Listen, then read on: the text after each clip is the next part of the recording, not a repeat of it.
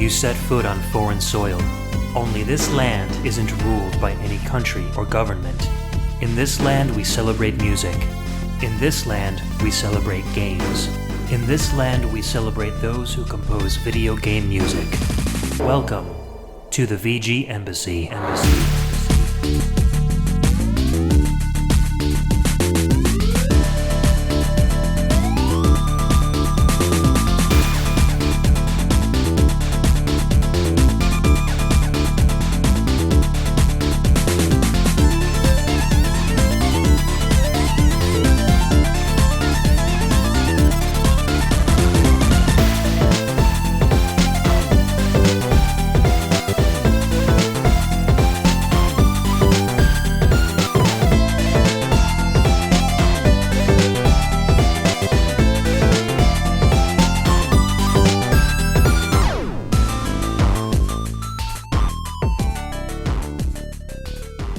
Welcome and thanks for tuning in to another episode of the VG Embassy. This is a show centered around video game music and the amazing online community of fans and podcasters that enjoy it. My name's Ed, and on each episode I'll take the role of Prime VGM Minister and invite a guest VG Ambassador onto the show to share with us their own video game music culture. Or I may share a part of my culture on a solo show. Today, we are talking about one of my favorite genres of all time. Beat-em-ups, and we haven't done a beat-em-ups episode yet in 40 episodes of VG Embassy, and with me here, I have probably one of the best people to talk about beat-em-ups with, because I know it's one of his favorite genres too. I've got Carlos. Carlos, how are you today? Oh, I'm doing great, man. Thank you for having me. Awesome. So, we've been talking quite a bit over the past couple years. You've been kind of a big contributor to the video game music community online. And you also do a podcast yourself about kung fu movies and Asian film, but you haven't done any real VGM podcasting. You did one appearance on Mercado Brothers back in like January of 2018, but you haven't combined those two loves since. So you're here finally to combine your love of podcasting and VGM at the same time.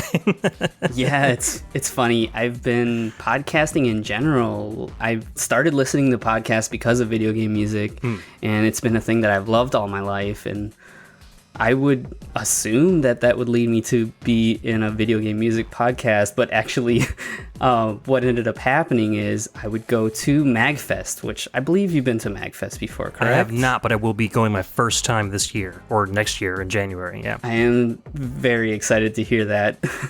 But what ended up happening is I met with a couple of the Mercado Bros who host their own video game music podcast, and with that connection, I actually ended up doing a kung fu movie podcast, which is a very strange result of that. But I don't know what to say. Like, here I am, and it's another thing that I've been super into all my life, and I've been having a blast talking about a lot of these movies that I love, and actually do try to pepper in video game music when I can on the show, because not only me, but Matthew and Marty, my co-hosts, are very huge into video game music, and they're great dudes. So, yeah, I don't know. So I've been trying to sneak into other people's podcasts to talk about this stuff, and I was sneaky enough to get myself onto this show. So I really appreciate that. I don't know about sneaky, so this show kind of has a weird beginning. I was originally going to do this show, way back in April, so almost 6 months ago, with a guest, and the guest was going to be Trevin Hughes, aka Dread, who was on episode 2, who did the theme song for the show. Unfortunately, he had some real life stuff come up, and he wasn't able to record the show with me. So I had these tracks sitting around that I wasn't using, and I was like, man, I really want to put these in a show. So I decided, you know what, I'm going to take these tracks. I maybe switched out a couple of them, but I went on Discord and I was like, all right, who likes beat-em-ups? Who wants to do a show? And I had a couple takers, and we kind of weeded out. You know, we did like a little, not really a lottery, but there were a couple people who had just done shows with me, a couple people who I had other shows with in the works. But you, Carlos, had never done a show before. We weren't really working on anything serious. We had a couple plans for one, which coincidentally the Mercado Bros kind of stole our thunder on. That wasn't my fault. Nope, not your fault, I know.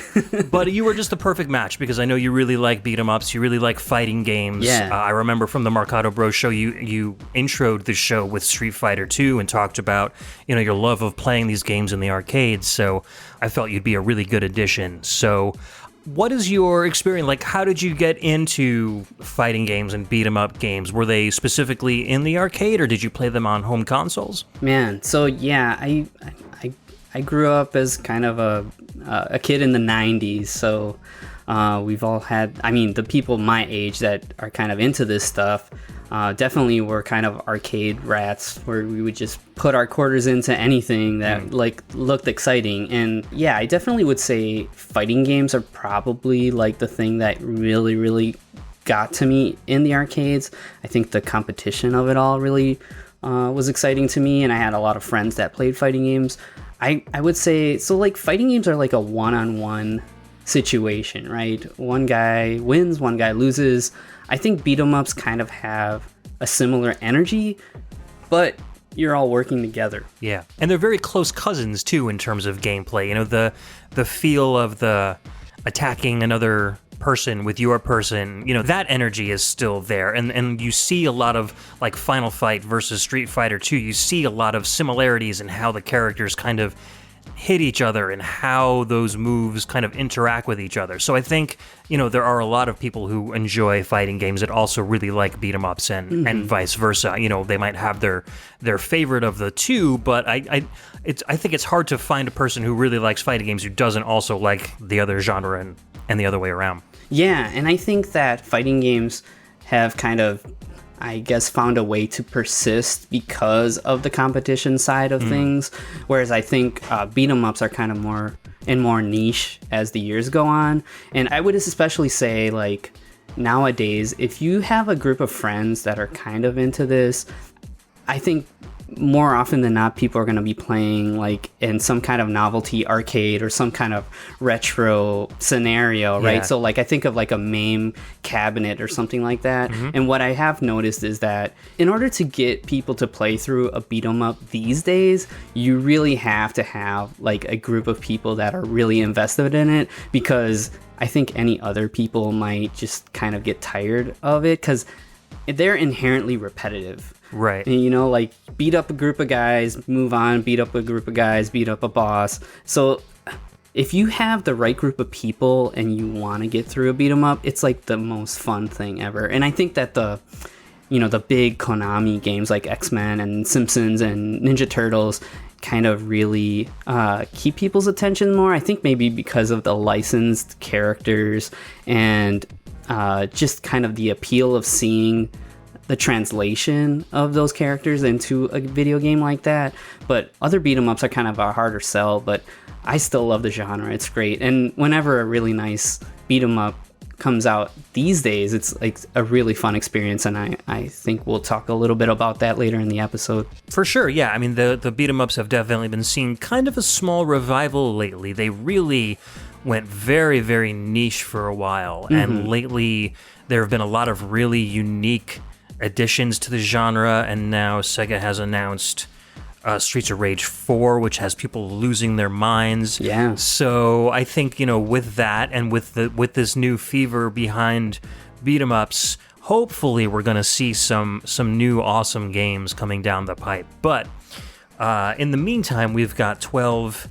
I'm going to say incredible songs. Maybe they're not all incredible games, but I think this is a really good example of beat 'em ups throughout the ages on different systems, using different technologies, 1-player, 2-player, simple stuff to really complex RPG style stuff. So I think we're going to have a lot of fun talking about different entries in the genre of beat 'em ups. Yeah, me too, man. I'm really excited about it. And I would say our picks maybe aren't beat 'em ups 101, but you're definitely gonna get a good taste in what we like, and maybe you'll find out some cool beat 'em ups that you're gonna want to try after you listen to the episode. 100%. Yeah. I mean, I know beat 'em up, so it's a genre everybody's familiar with. So it's not like we need to teach everybody about it. So I kind of like to dig deep and say, hey, here's a game you might not have played before that's really good, or hey, here's a game you might have avoided because it got really bad reviews, but it's got some really good music, and I want to share that with you. So I've got a little bit of both. So speaking of which, speaking of arcades, speaking of beat 'em ups based on licenses like Konami's X-Men, what do we got first up on our show today? So for my first pick, I wanted to kind of represent what I kind of feel is like the apex in my taste of beat 'em ups. So I'm picking a track from the 1994 arcade release by Capcom of Aliens vs. Predator. And this track is called War in the Underpass Part 1, and it is composed by Hideki Okugawa. All right, we'll be right back.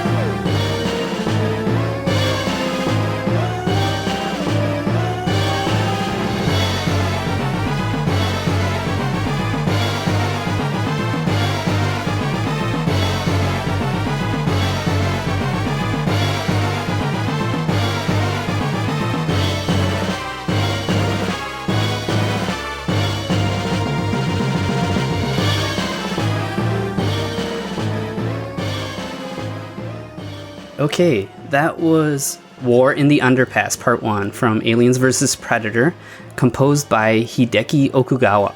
Yeah, I think this was an arcade exclusive, right? Yeah, actually it was up until like this year, I think, because Capcom's releasing like this weird like plug and play thing. It's like a huge joystick that looks like the Capcom logo. It's really garish. Yeah. But the exclusive out of the selection that's on there is Aliens vs. Predator. So I don't know if I'm going to buy that, but I really hope that means that they've made some kind of agreement that lets people play this game again, because it's awesome. Yeah, for sure. This was always one of my favorites when I was in the arcades. I mean, it just looked so cool, like being able to be a predator and then fight against the aliens. Like that was incredible. And I never really got to hear the music in the arcades either. And I think the music that I was kind of like mentally playing in my head was not anything like the soundtrack that the game really has. Like this is just some very bombastic cinematic stuff. Why did you pick this particular track from the whole soundtrack? So I thought that it really represented the feeling of the game. So this track is not melodic, and it's very, I don't know, militaristic and driving.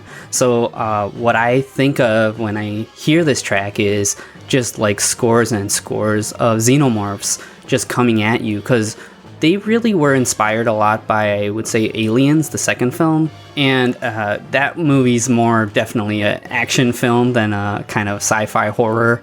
And you really get in that film like just like an army of xenomorphs just kind of constantly moving forward, kind of like bugs creeping towards you.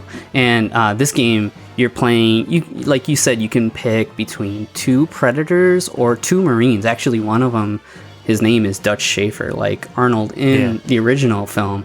And actually, saying that, I learned that this game was actually based on a script that they were developing for an Aliens vs. Predator film at the time, and that never came to pass, but we eventually got an Aliens vs. Predator movie years later. But I just think about, man, what if this was the adaptation of that film? It would be awesome. It'd basically be like a kung fu movie Aliens film. That would be incredible. Yeah. The thing that's so crazy to me too is yeah, the immediate draw for me was like, whoa, Aliens and Predator, and it's like a beat 'em up game. But once I began to play the game, I realized, and like I said, I was so into fighting games at the time, I could just feel like this game feels like a fighting game in a beat 'em ups shell. So all of the characters that you pick have a really big move list, and they have a lot of like command input moves. So one of the Marines, her name is Lin Kurosawa, and she's basically like, I don't know, like Guy from Final Fight, but like Psylocke from the X-Men, you know, like right. something really cool like that, where she's got sword, she can shoot an energy blast, and you can just constantly beat up on these aliens. And there isn't a combo counter in the game, but you can just do like crazy combos in this game. This is probably one of the only beat 'em ups that I've ever seen that I've seen like a combo video for, which is pretty cool. So like people are like devising ways to just do incredible hit counts, like... Yeah, it's not only that, but they're like techniques that you can use in the game. Oh, I had no idea it was that deep. Yeah, so like one of the Predators, I believe it's the Hunter, if you hit down and jump, he does like kind of like a leap forward. Actually, like Violent Storm, there's like something like that too. Or if you hit down and jump, some of the characters can leap forward really quickly, and that gives you momentum, and you can actually like combo attacks that you wouldn't normally be able to. And I've seen like breakdowns on the mechanics of this game, which is really crazy. That's really cool. That makes me want to play the game even more now. I mean, I remember when I was a kid, my brother and I would always pick the two Predators because, I mean, if you could be Predators, who the heck wants to be a human? Dude. It just made no sense to us. Yeah, like, totally. It's great. You have to be the Predator. And we missed out on a lot because I know that the humans are actually really fun to play as well. I do remember like the Predator, at least one of them, I don't remember which one, but had this like leaping forward jump kick where they would just like strafe across the screen with their foot extended out and they just decimate dudes. That's what I'm talking about, that leap forward thing. Yeah. And one of the Predators like literally had like a Shoryuken, like Ken and Ryu Dragon Punch, which is so cool. Yeah. You had like it was like punch, kick, and then there was like a gun button. So with the Predators, you could use like that cool shoulder cannon that you'd see in the movies. Yeah, they really tried to make this game as cool as possible, like to just draw people to the arcade and start, you know, throwing quarters in it. And they did a really good job because the cinematics look really intense and powerful, and they're very well drawn. And then the action is just nonstop madness. And it is. It's like madness, but at the same time, it's controlled madness because you never feel like you're overwhelmed or like knocked down and can't get back up. It's not like one of those cheap kind of fighters. It's one of those fighters that's challenging, but you feel like you can get a handle on things. So it's just one of probably the best designed fighting games I've ever seen. And I think a lot of fighting games that came after this kind of modeled themselves after what Capcom was doing on these CPS2 fighters. Yeah, I definitely agree. I would say that stuff like Guardian Heroes, even like Capcom's own like kind of Dungeons and Dragons, which was around the same time, were definitely like feeling that same like DNA. Like you can just have fun hitting buttons and you're never mad that like you're like, oh, that guy's so cheap. Like, you know, like I love Final Fight, but there are some guys in Final Fight that just make you so angry. And this game it does a lot to make you feel powerful as the player, and that's something that everybody that has played a beat 'em up, if you haven't played Aliens vs Predator, go and find it and play it. It's so good. Yeah, I mean, it's playable in MAME. It's easy to find on a PC, but if you can find a real arcade cab, obviously, or you can wait for that giant weirdo joystick to come out from Capcom and play it on there as well. So the other thing that's weird about that is that Aliens vs Predator in the arcade was a 3-player game, and that big ugly Capcom stick is a 2-player stick, which is like you can still play it 2 players, but there's something so fun about having everyone available to you. Like the 6-player X-Men machine, like that's just the coolest thing ever. The more people you have on the screen, the crazier and more fun it is. So yeah, somebody will probably find a way to hack another joystick in there with a USB port or something and get 3 players going. That'll be fun. Totally. The other thing that I really want to mention before we move on is that this is, I believe, Hideki Okugawa's first composing work at Capcom. And if you recognized his name, you probably love Street Fighter 3 Third Strike, because he is like the mastermind behind all of those amazing tracks. Yes, he is. VG Empire just did a huge feature on the three Street Fighter 3 games, of which Okugawa, I think, composed on all three of them. Mm-hmm. And yeah, you can definitely hear the influences, especially on First Impact. Had a sound very, very similar to this. And then 3 got a little more gritty and urban, and a little more drum and bass. But yeah, you can definitely tell with the weird time signatures and the very bombastic, like hard-hitting, every like third note is like just a spike to your brain. He has that very kind of powerful sound, and I really like how he worked it with the FM on this one. Oh yeah, totally. It's great. And you almost kind of hear a little bit of like James Horner influence too, like from the Aliens, the sequel film. Like it's kind of got these big heavy drums in the middle of things. It's pretty cool. Yeah, it reminds me of like the old RoboCop games where they would take like that RoboCop theme and kind of weave it into all of the 8-bit tunes that he was in. Yeah, totally. So, all right, so we've got another arcade game coming up. This one is my pick. This one is from 3 years earlier, though, from 1991. A Konami game, which we've been talking about at length during the show so far. It's called Vicious Stimptum. I think it's supposed to be Symptom, but they just put a T where the Y was supposed to be. I don't know. Anyway, it's the first boss track from a game called Vendetta, otherwise known as Crime Fighters 2 in the Japanese arcade. And this was composed by Hideaki Shikama and Michiru Yamane.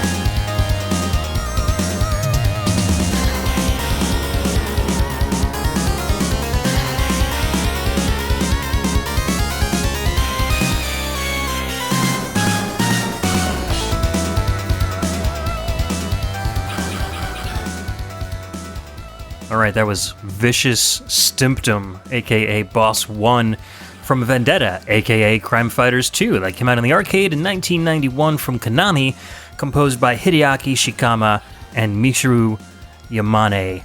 Yeah, so Konami Arcade, we had to throw in some orchestra hits there. That's just kind of a beat 'em up stalwart from the 90s, especially on this hardware. This was one of the boards that used the YM2151 with a really high quality sampler. So you get those really nice drum hits, you get those really clear sounds of the orc hits.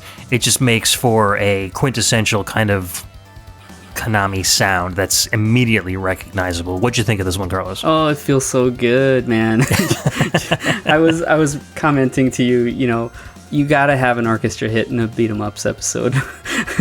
For sure. For me, it's like, if this is a boss track, this is a pretty complex composition for just a boss. Usually when you hear a boss, you're just expecting this kind of really frantic, kind of maybe short melody loop, but this one has a lot going on, and yeah, I really enjoyed it. I'm not as familiar with this game. I definitely have played it once or twice, but if I remember, it's pretty basic. Am I right in that? Yes. Well, first of all, I just wanted to comment on that, the complex boss theme. And it's Michiru Yamane. She's incredibly talented. She's not going to just let it go with with a double bass kick, crazy insane boss track, and leave it at that. I think she's if she was the lead composer on this game, then she was definitely going to make sure there was an A and a B and possibly a C section for all the music, regardless of where it occurred in the game. So yeah, my ears were definitely getting Michiru Yamane vibes from that track. I don't know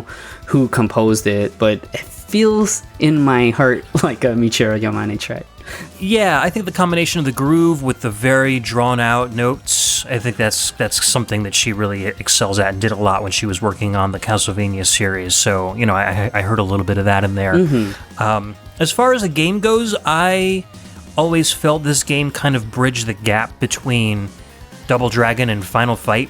Oh, nice. Because it's a little more advanced than Double Dragon, but a little more simple than Final Fight. So you've got your standard 2 buttons, a punch button and a kick button, and then if you press them both, you do the jump kick. So that's pretty much the way that Double Dragon is. So it doesn't have the same control scheme as Final Fight does. But it moves a little faster than Double Dragon. I mean, everything. Molasses moves faster than the original Double Dragon. Definitely. And the graphics are colorful and they're vibrant and they have some decent art, but they're still very low res. Everything looks very 2D. There's no real sense of depth going on. And the combat's just very simple. It's really just walk up to... there was a couple of bosses where I just literally stood in one place and just kept tapping the punch button, and they would just run up to me and run into my fist. So the AI just wasn't there, and I didn't dumb down the difficulty in the test screen or anything. So that was default settings. For an arcade game, that's really strange to have a game that you can just kind of breeze through this easily. Yeah, definitely would say that beat 'em ups are one of the genres in arcades that would eat people's quarters. So if this game is like you say, how it's kind of more simple and easy, that's probably why it didn't last too long, because people were like, hey, we can't make any money off of this game. Everybody just puts in one quarter and they make their way through the whole thing. It's true. I mean, the original Crime Fighters was very simple, but even a little bit more playable than this. It had kind of a stiffer feel, but it had a little more tactical because it was so slow. You could really kind of line up your hits and kind of line up where your guys were. This one kind of played a little more fast and loose with the rules. And then, according to what I've read online, the same team went on to work on Violent Storm, which you just mentioned a little bit before, which is an incredible game, very, very inspired by Final Fight, but has fantastic music, fantastic artwork, a really cool story. We did a whole feature on that on Pixel Tunes Radio where we just went through the entire soundtrack and talked about the entire game. Worth a play, worth probably owning the arcade cab if you can find one. Yeah, it's that good of a game. I've never actually seen an arcade cabinet of it, but yeah, it's really good. It's just I love almost everything about Violent Storm. Yeah, every character is like you said, a total ripoff of Final Fight. There's the Hagar, there's the guy, there's the Cody, but there's just an extra spice to every aspect of that game that makes it so much fun. Right, it's just dripping with personality. And I feel like the team was getting there with this one, but wasn't quite there yet. So I'm glad this game exists because A, it has an incredible soundtrack, but B, I think it really gave this team the knowledge and the experience they needed to build upon that and make a really, really good game like Violent Storm. So it's getting up the stairway to it. Other than that, like I said, decent game, probably worth a couple quarters just to listen to the soundtrack if you find it in an arcade somewhere, but not nearly as much to talk about as Aliens versus Predator. This one was just kind of there to sit among all the other games and probably, play a couple rounds while you're waiting for the Street Fighter 2 machine to free up or something like that. Yeah, totally. That's awesome. I'm grateful for you picking the track because we got to hear some sweet orchestra hits, and I would totally sit on the edge of a screen beating up an off-screen opponent if those orchestra hits were driving me through. Absolutely, and then you can definitely do that in this game over and over and over again. There's no the other thing was whenever you get knocked down, it takes forever to get up. Oh man, you have to pound the buttons to get up. Oh but no, your pounding the buttons also makes you kick enemies, so you can kind of like kick enemies as you get up, which was kind of cool. Nice. That's a very interesting mechanic. And if you're standing over an enemy while they're knocked down, you can pound the kick button and kick them while they're down for a little extra damage too. So there were a couple little innovations there, but not enough to really make it super fun. Mm-hmm. So you want to move on to our next track? Sure do. What you got for us? So the next track that I'm going to play is BGM 5, Depleted Town from Pulirula. This is an arcade game from 1991 by Taito. Yes, developed by Taito and composed by Kazuko Umino.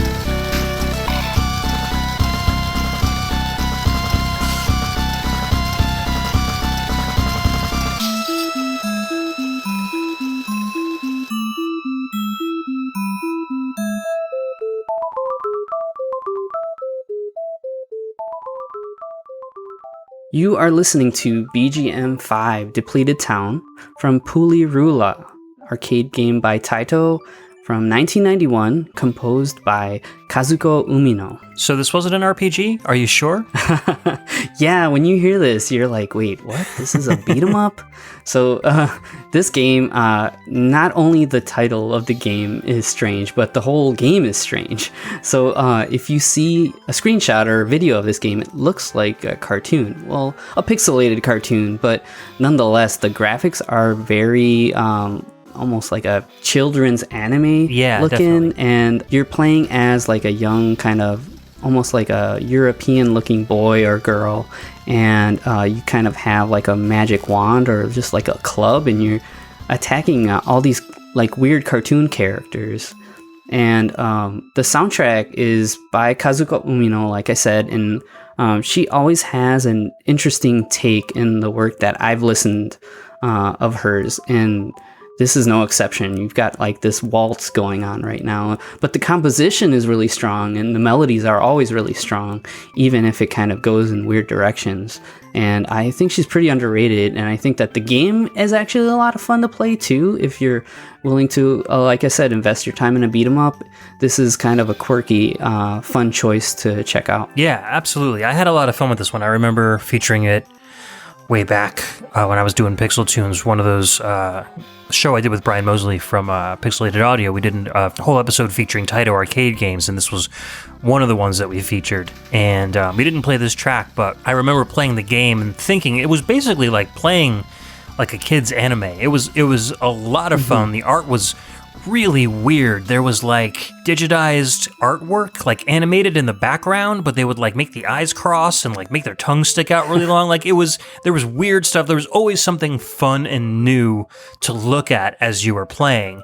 which was almost like so much that it was kind of distracting from the game itself. Yeah, I can totally see that. But the gameplay was cool too. The players attacked with wands, and whenever you defeated an enemy, it would turn into like a little animal, like a little, I think I remember them being like little pigs or little like boars or something. Yeah. And then you could... Or rabbits. Yeah, and then you could pick them up for bonus points or health or something like that. So you had both this kind of element of avoiding enemies to, and then beating them up, but then you also had to chase after them after you've beat them. So you're always kind of moving around the whole screen trying to get points and power-ups and stuff and extra lives for the points. There was never a dull moment in this. And as you went, you kind of like went on this adventure to different villages and different areas with like screen-filling bosses. Like it's one of those games where I'm like, why don't more people know about this? It's so well produced and so fun to play that it's like just to be this kind of weird, obscure, unknown MAME game does it a great disservice. Yeah, I think so too. And honestly, for me, I never actually played it until I was scrolling through MAME and at my friend's house, he's got like a MAME cabinet, and I was like, oh, this looks crazy. There's the screenshot depending on how you're using MAME, and we played through the whole thing, and there's a lot of weird stuff going on. Yeah, and I think they made ports of this for both the PlayStation and the Saturn too. So if you want to track down the import discs, you can always play it on your home console as well. You don't have to worry about, finding emulation or anything like that. I think it was released on one of the Taito collections too, so you can probably track it down through that. Yeah, let's see, I'm looking at the Hardcore 101 page, and it says Taito Memories Jokan in Japan. That's the only one it ever was released on. A similar Taito Memories disc was released in the US, but for some reason that game was omitted. Oh, well, since you say that, there's some like weird suggestive stuff in the game. So like later on in the game, you'll encounter an area where there's like a spot where there's like women's legs sticking out of like a building, and you're like, I think enemies come out of the door in between those legs. Right. Yeah, it's like 4 doors and a woman's legs with just stockings, but you can easily see like up to her hips behind the doors, like she's not wearing anything. And then there's an arched door in between her legs, and there's like that's where the enemies come out of. So you're like, what are these enemies doing? Where are they going? Yeah, and like you said, there's like some weird digitized graphics too, and you can definitely see that there are some parts in the game where they it seems like they almost like put the developers into the game. Mm-hmm. Like in the background, like you'll see like a digitized person's face, and they'll like their eyes will shoot out at you and stuff. Like it's super weird, but it's definitely worth checking out. Yeah, even if you're not having fun playing the game, you're going to have fun just watching everything that's going on. Mm-hmm. And just especially if you're with your friends, you can just like marvel at the screen and go, why, who, what were they taking when they thought of all this stuff? So exactly, yeah. Fun little title. Speaking of really bizarre premises, our next game's a bit on the bizarre side too. We're going to hear from Fist of Awesome. This is a track called Oh Dear. This came out in 2013, composed by Brendan Ratliff, aka Cyphus.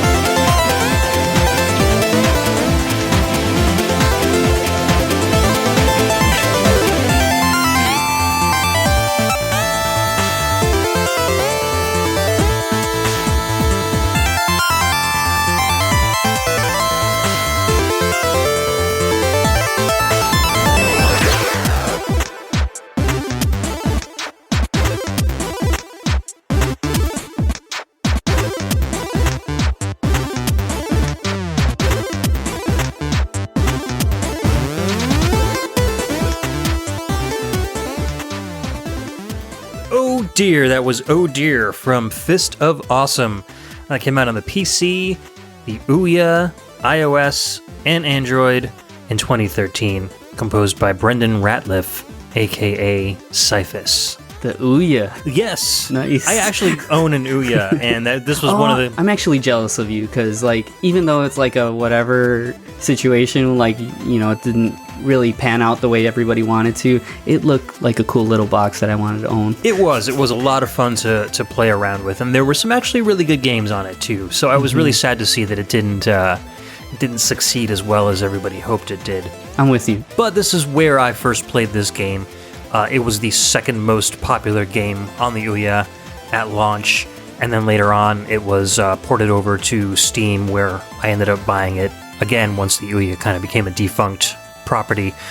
But beyond that, I really fell in love with the soundtrack because it's got this very Amiga-inspired demo scene sound. Lots of arpeggios. Mm-hmm. You know, the rhythm section I think goes a little bit outside what a lot of the trackers could do, so I think that kind of takes it out of like the real authentic chip scene. But the whole feel of the soundtrack is very like early 2000s Amiga, and it just fit with the visuals so well. But before we start talking about the game, what'd you think of the song? Oh man, it's great. That energy behind the track. I heard what you saying about it not being authentic. You know, we've got some guitars in here too, but I was saying to you a little while ago that I'm not super knowledgeable about the demo scene and stuff like that, but I would say that I've learned a lot from you, so I thank you for that.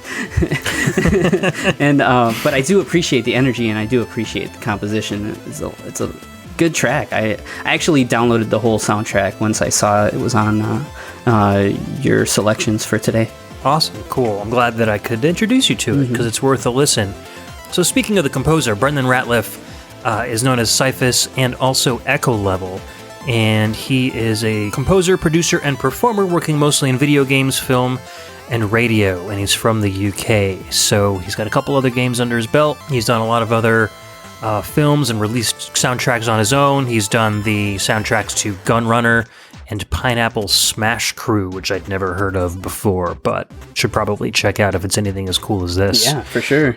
Do you know anything about this game? I know what I've looked up after I saw that you picked it.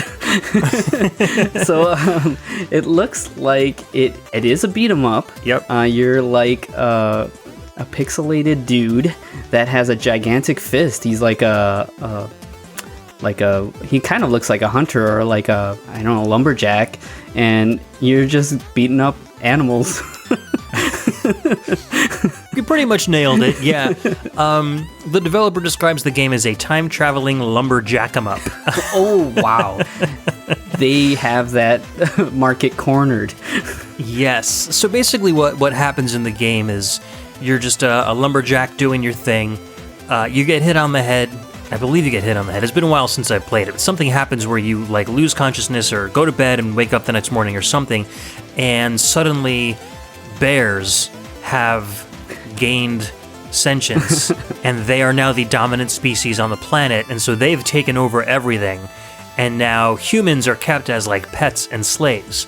Wow. So I think what happens is you jump timelines somehow into this world where bears are like the masters, and so as you go through the game, you're going through different time periods. So you'll go like into the 50s, you'll go like into the 1800s, and you'll kind of visit all these key points in history where bears got the upper hand over humans, leading them to become the dominant species. So it's like we got like a Planet of the Apes situation going on here. I think that's the inspiration for sure. Yeah. So, you know, the object is to get through all of these bears and deer and other forest creatures as this lumberjack, and to eventually get to the boss, where the boss was kind of a key figure in the history of forest wildlife becoming conscious. Very strange premise, but very cool. There's a lot of really cool, like, beer and deer puns all throughout. You're fighting through towns, through bars and malls and stuff, but everything, all the store names are like, you know, puns on forest creatures and things. So it keeps the humor obviously the premise of the game is extremely ridiculous, so it just keeps that level of humor up. I feel like the guys are probably really big fans of like The Simpsons and Family Guy because it has that really kind of in-your-face kind of slapstick humor. There's always something fun to look at as you're going through the game. I'm definitely into, especially in the indie game space, having an absurd premise and actually thinking it all the way through. Yep. So yeah, I'm definitely going to check this game out after the episode. Oh yeah, I think you should. The combat's pretty simple because they wanted it to work well with touchscreen controls as well as regular controller controls because of the iOS and the Android releases. But you still have some special moves you can do, like as you can see on the title screen of the game, you can do Shoryuken style moves to like uppercut bears in the face. You sold it to me. Yeah, you can pick up weapons and stuff. I think you can earn or learn moves as you go. Like I said, it's been probably a good 3 or 4 years since I've actually played it. I've listened to the soundtrack way more than I've played the game at this point, but it's fun, and you just get to play as a lumberjack trying to make the world right again. So, do you ever feel bad about punching the bears? They want to punch you as well, and they're jerks. So, I mean, because all throughout the levels, you see people being, forced to wash the windows, or they've got collars around them and they're being walked like dogs. Like, so they obviously don't treat humans like people, like equals. And it's so cartoony that you don't really. Yeah. I never really felt like I was like beating up on innocent wildlife. They were definitely always out to get me first. So, So my wife and I are going to be taking a road trip next week, and I live in the Midwest, and we're going to be going up north.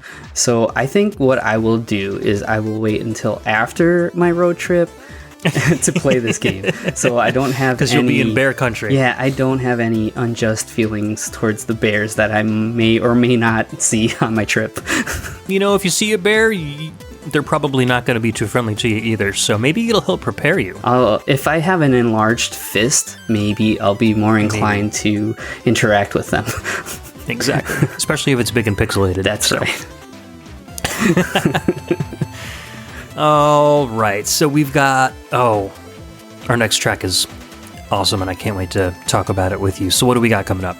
Okay, so the next track that I will be playing is a selection from River City Girls, which is a game that just recently came out, and the track I picked is called In the Hunt, and it's composed and performed by Megan McDuffie. All right.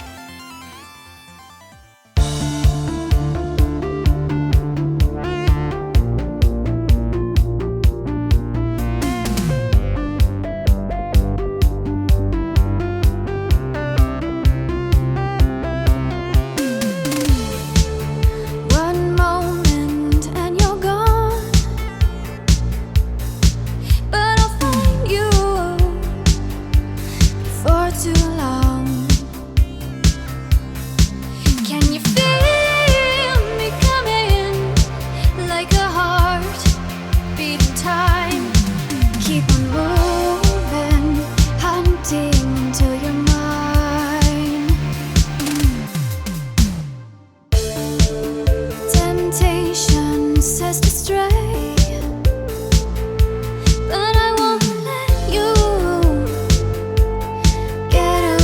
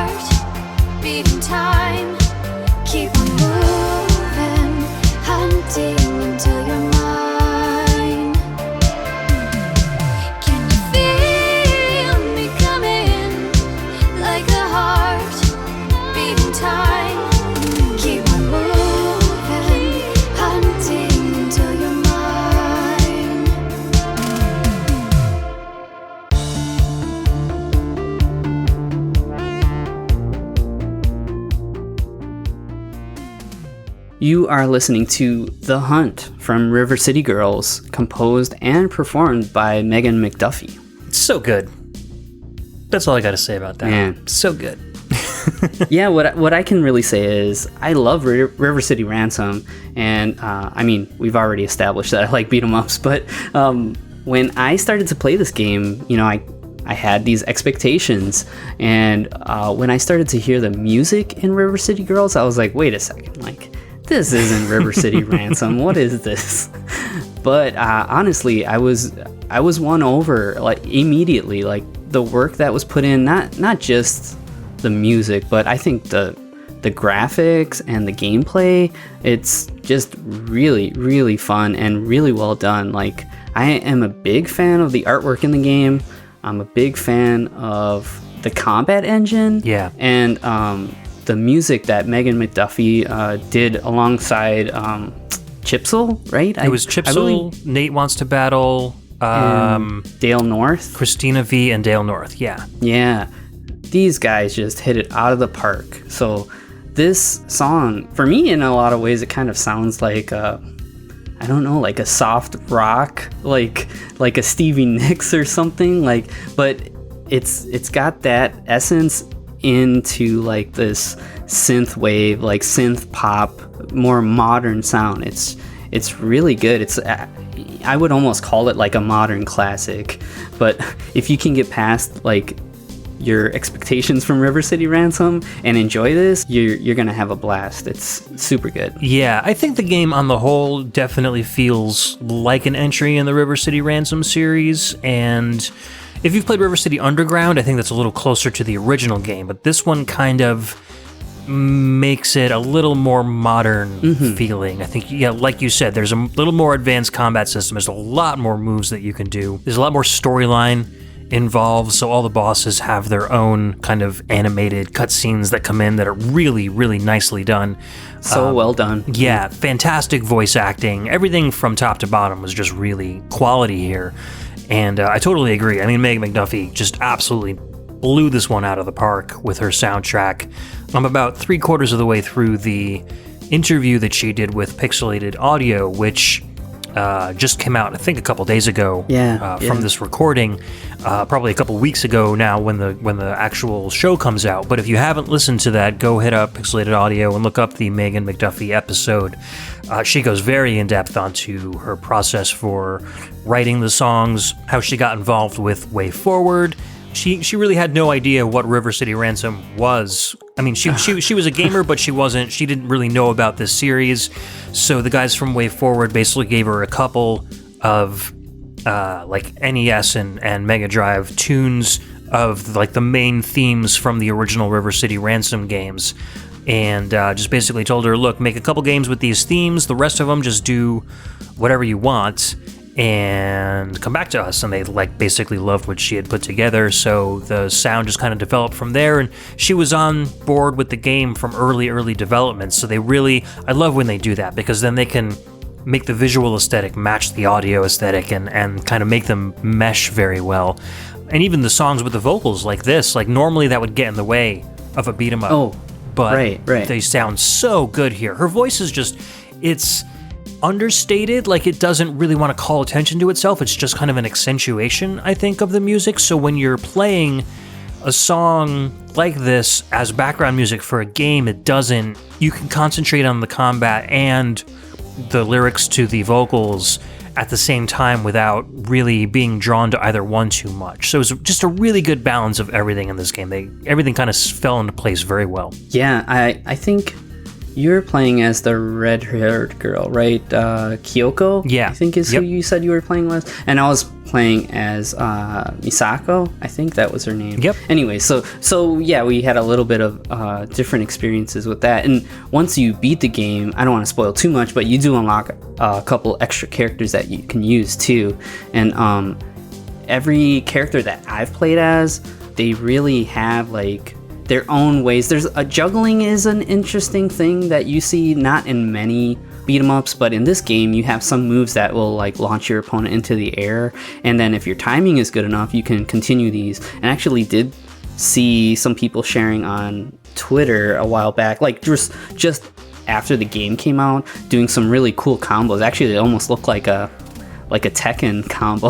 Like, Yeah. I was like, man, that's a really cool testament to how much work they put into the battle system in this game. It's pretty fun. Yeah, and you can do some really cool juggles with like throwing boxes and barrels. Like if you're in the corner of the screen and they're like right in front of you, you throw the barrel, it'll go to the corner of the screen, the guy will bounce off the corner of the screen and then come back to you, and then you can juggle him back to the corner of the screen again. So there's a lot of really cool stuff that you can get extra hits in on. Yeah, that's really cool. Yeah, plus being a two-player game, you can easily, juggle people back and forth as well. So there's a lot of really fun things you can do with each other in this game.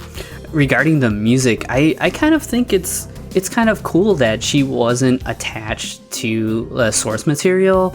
And like sometimes when I first saw the trailer for this game, I was like, okay, this is like River City Ransom, but girls now. But it's a lot more than that. Like there's definitely like girl power going on, but their attitudes are like so hot-blooded that it's like it's really fun to see the interactions between the characters. And River City Ransom would have like text and stuff, and you wouldn't really get these kind of more fleshed out characters like you get in this game. I think, bringing her into the project as they're developing it and kind of letting her do her own thing, and maybe only calling back to the original soundtrack a couple of times, I think is pretty cool, because you're not like tying it too much to nostalgia, and you're letting these artists, like whether it be the pixel artists or the animators or McDuffie and her fellow composers, they can really shine in their own way. And I think that they really they scored an A in my book. Like, it's really cool. There was even like a boss fight where I was pretty frustrated, and I think I talked to you about this. Yep. There's a boss fight that kind of takes you out of the beat 'em up kind of mechanics and makes you kind of do some other stuff that was kind of frustrating to me, but even that wasn't enough to make me think that anything less of the game. It's a really cool game, and I'd highly recommend it. Absolutely. And again, with a game like this, if it does stand out and becomes kind of iconic, then who knows? Like the original melodies and tunes written for this game might now become the standards for future River City entries, So it's kind of cool that she's not, using those original tunes so much, and maybe growing a new set of themes that can be used in other River City games. So who knows? I'm now a huge fan of Megan McDuffie. I love her stuff. Me too. She's got a great YouTube channel. She's actually got a one kind of like 10-minute sci-fi short with music involved, kind of like like Michael Jackson used to do with those. Like he would make a movie built into like his music videos. Yeah. She's got one like that with a very kind of Blade Runner 80s synthwave aesthetic to it, about like an AI being taking over a city, and they've got to shut it down. But the AI cart is a Super Nintendo cartridge that you have to like plug into the mainframe. So there's lots of really cool little touches here and there that bring you back to the 80s and 90s. I mean, it's cool. She's a good actress. She can dance. She can sing. She can write really good game music. So she's kind of like the total package when it comes to media like this. Yeah, that's really cool. Actually, like as we're talking about this, it's something that I'm more realizing now, is that this was like, even though it's based on a Japanese property and it was released through Arc System Works, who they're the company that kind of owns the rights to the River City series current now. owners, yeah. This is a completely Western developed game, and you wouldn't even kind of consider that when you see it, because it has a very anime aesthetic to it, and it's based on the River City Ransom game. So it would be interesting to see moving forward how the Japanese side of the development kind of like, if this is something that kind of informs the directions that they take, because River City Ransom still kind of exists, and it's mostly like kind of like, I don't know, like handheld ports or handheld versions of River City Ransom. Some remakes here and there, yeah. Yeah, so it'd be cool to see maybe even these River City girls that we have in this game done up in the kind of more familiar River City Ransom pixel style. That would be really interesting, yeah, to see this kind of story being transposed into like the original very retro style. Yeah, totally. Yeah. And that brings up a good point, too, is that I never really played River City Ransom when I was a kid. It just wasn't a game that I owned, and it wasn't anything that I really took an interest in. But now playing like River City Underground and River City Girls and all these new games, I'm kind of gaining an appreciation for the system and how it works. Like, I tried out the River City Ransom ROM a couple times and like just felt very lost. Like I didn't know where I was going. I didn't understand how to play the game. And now that I know how to play a game like this, I feel like I can go back to River City Ransom and have a much more better feel of what I'm supposed to be doing and where I'm supposed to be going. So yeah. There's a port, kind of a remake of the original game on the Game Boy Advance called River City Ransom EX, and I'd highly recommend that because I put a lot of time into that game and it's a lot of fun. And there are some like codes that you can do to actually like make you customize your character. So I had like a little River City Ransom Carlos and River City Ransom EX. That's cool. And you can like customize your move list and everything. It's pretty cool. Excellent. Yeah, I'll definitely try that one out. I played there was an anniversary collection or something on the 3DS, which came out not too long ago. So I checked that one out and played a little bit of it, but not too much. But that Game Boy Advance version sounds right up my alley. All right, so we kind of paired these two games together because they do have a lot in common. And they both have very, very good soundtracks. Unfortunately, this one's a lot harder to find than River City Girls is nowadays. We're going to listen to Rock Club from Scott Pilgrim vs. the World, the movie, the game, from the Xbox 360 and PS3 in 2010, composed by the band Anamanaguchi. We'll be right back.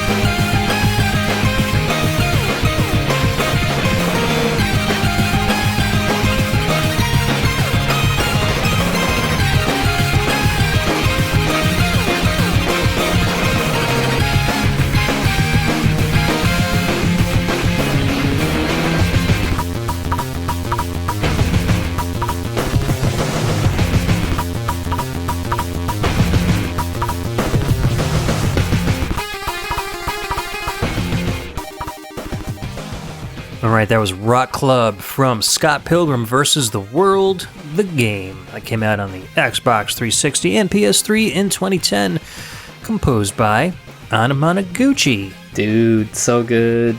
They are a radical band that uses an NES along with all of their regular acoustic instruments, and probably one of the best at doing so, too. I know there are a lot of bands out there that kind of integrate game systems into their sound, but these guys, I think, were kind of like the original innovators of that. And I love the way that they kind of mute their guitars to almost make it sound like it was coming out of the sample channel in a lot of their songs. That's nice. I never considered that, but you're totally right. Yeah, they give it this kind of fuzz that's very reminiscent of like old Konami, like the Sunsoft bass sample or something like that. It's got this kind of crunchy sound to it, and I think that's why it blends so well with the noise channel and the square channel on the NES while they're playing along too. And this is a really good example of that, especially those opening guitar riffs where they come in, you got the square waves behind them, and then that kind of like very sampled like Ninja Turtles 3 kind of like woodblock hit. Yes. A lot of really good touches in this track. So what I'm sure you've heard this soundtrack a million times before. What'd you think of this particular one? Oh man, yeah, this was a soundtrack that I was anticipating when they announced it. I actually have a weird I've never been to like PAX or anything, but for some reason I remember that they streamed Anamanaguchi's show from PAX, and they debuted, I guess what you would say was like the other like hit single from this soundtrack was Another Winter. Right. And they played that live, and it was like, whoa, they announced that they were like, yeah, we're doing the Scott Pilgrim game soundtrack, and we're going to play this song. And I was like, oh my God, this is awesome. That's awesome. Yeah, it was really cool. And I've been fortunate enough to see Anamanaguchi play live, I think like 4 times, because I live close enough to Chicago that whenever they would come by, and I have a couple of friends that live down there that were totally down to go to a show, and I would go check them out, and their shows are just as high energy as the music that they perform. That's awesome. Yeah, really, really cool. And I think that them doing the soundtrack for this was kind of like Reese's peanut butter meets chocolate situation. Exactly, a retro style modern beat 'em up with one of your favorite bands doing the soundtrack. Like, I can imagine that's... Yeah, and similarly to River City Girls, a very rooted in the like River City Ransom, like almost an homage to River City Ransom here. Yeah, for sure. So Scott Pilgrim vs. the World, the game, had sprite work by Paul Robertson, who is just this phenomenal pixel artist who I think this was his first game. I think so too. I had known about him because of a couple of shorts. Yeah, did you see like those like Pirate Baby Cabana Boy? Battle? Yep. Yeah, he kind of made a name for himself, kind of almost like not early internet, but like early, I guess, memes before they were memes kind of situation. Yeah. This was a video that you would see, like your friend would be like, dude, have you seen this video? You got to check it out. And these longer than you would expect shorts where it was basically like they made a movie about a beat 'em up, and it would get really violent and really absurd, but definitely entertaining. And I was following Paul Robertson and kind of his like homies. They actually had like a blog called the Mecha Fetus blog. That sounds like something he'd come up with. Yeah, they would post a lot of their artwork and share, bits here and there of stuff they were working on. And eventually, I think most of them would all go on to do some cool stuff. So a lot of his fellow artists started Lab Zero games, and they made Skullgirls. I don't know if you're familiar with. Oh yeah, that's a fantastic game. Yeah, they've got a new game coming out called Indivisible. That's kind of like an homage to Valkyrie Profile, and that game looks really cool too.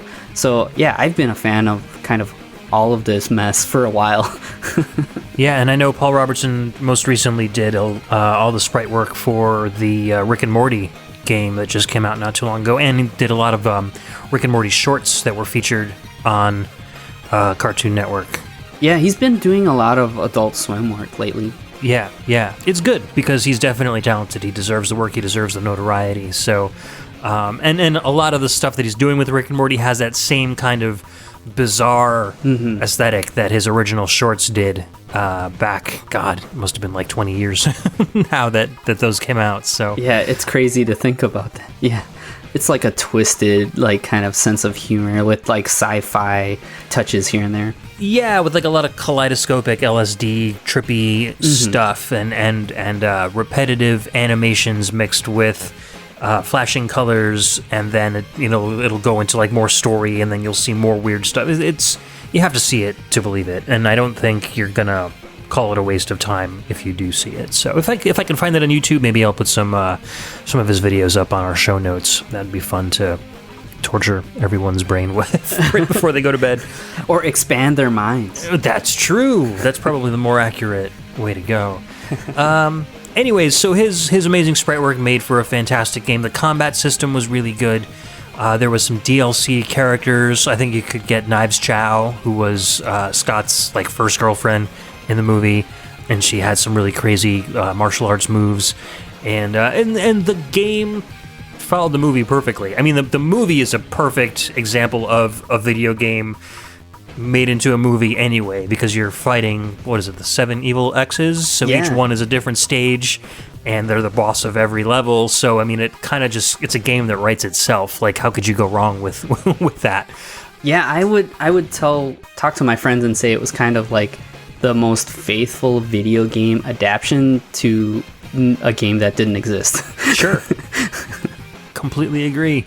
When Brian Lee O'Malley made the original comic, he obviously integrated a lot of video game stuff. He was a huge video game fan, so he made the storyline feel like it had these tiered kind of segments that felt like video game levels. So it just kind of built itself. Yeah, it was like a love letter to a lot of video games that a lot of us grew up playing.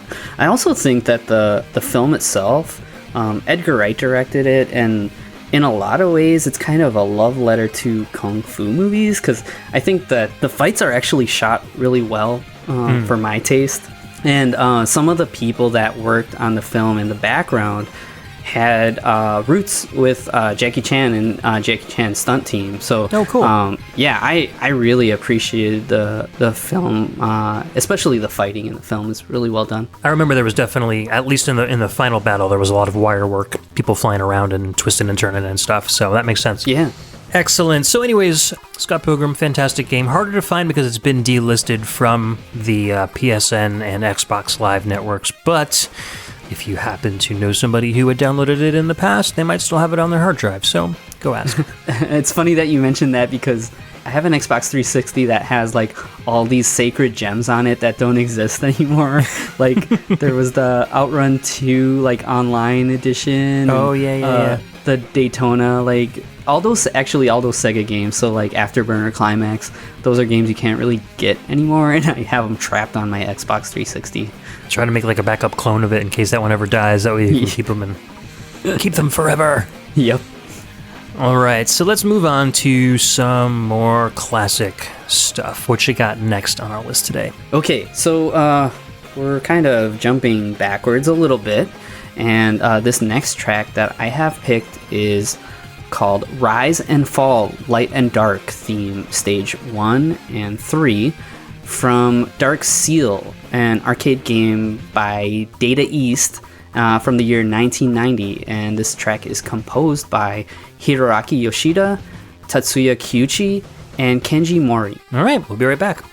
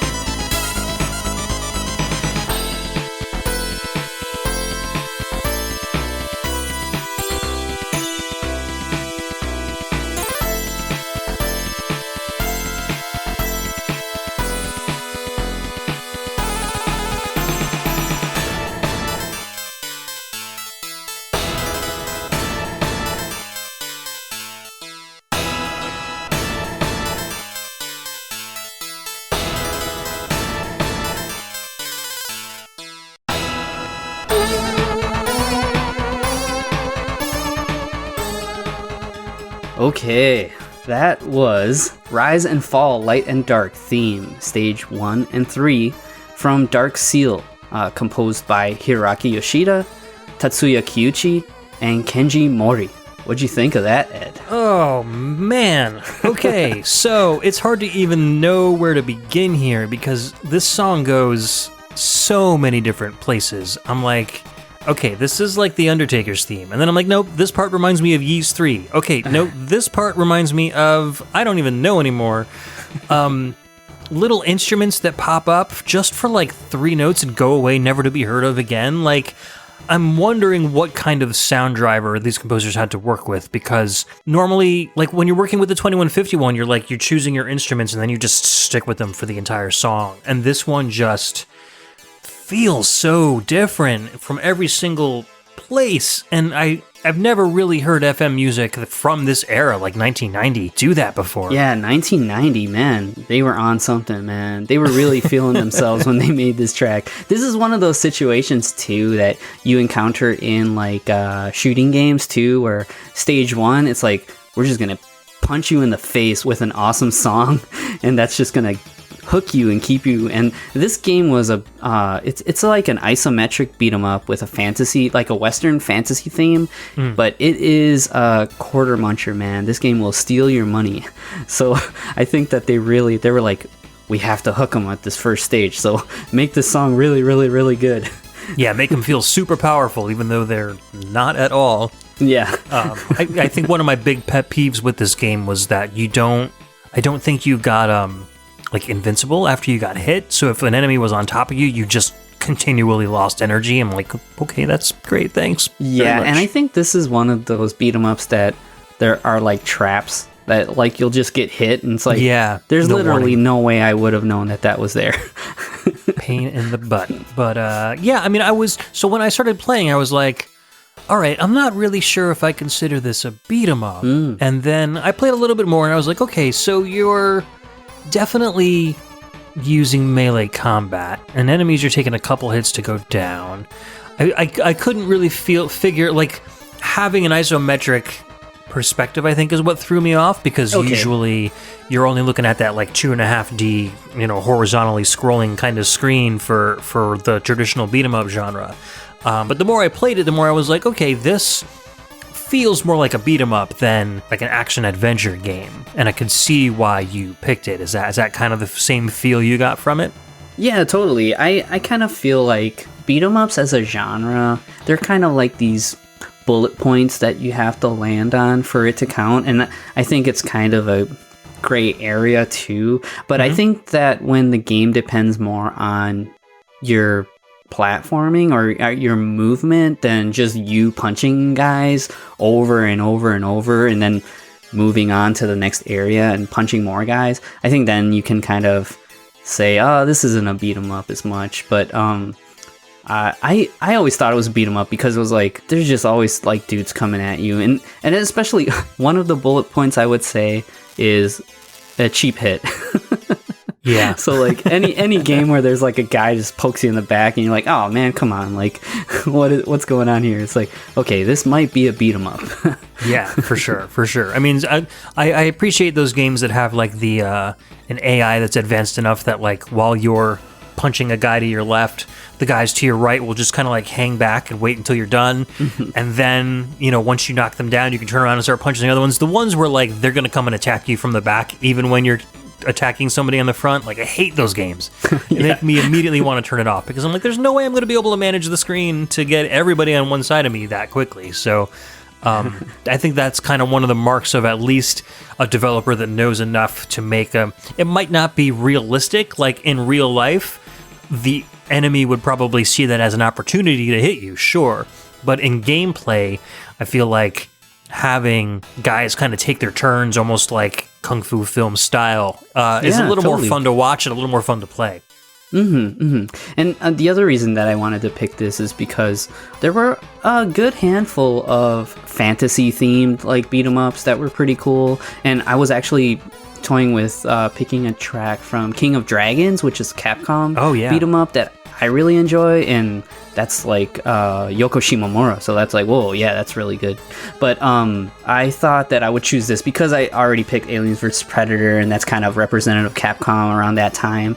But like, actually, I mean, I picked Gaiopolis for that blind listen for you guys, and that's like a top-down game, but I would kind of consider it a beat-em-up as well. Well, I was going to say, I would almost consider Dark Seal kind of like a primitive spiritual prequel to Gaiopolis. They do feel very similar to each other. Oh, totally. I could totally see that. But yeah, then you have like Dungeons and Dragons. That one's a really cool beat 'em up. Both of those, I think I hold them pretty highly. But yeah, it's cool beating up a dragon too. Yeah, the bigger the enemy, the more fun you have trying to get them to fall down. That's for sure. Oh, totally. Yeah. And there are some pretty big bosses in this game. You're going to die a lot. And I think this was also a 3-player beat 'em up, so that's a big part of the fun as well. Oh, that's cool. Are you familiar with the rest of the soundtrack? Yeah. Oh, yeah.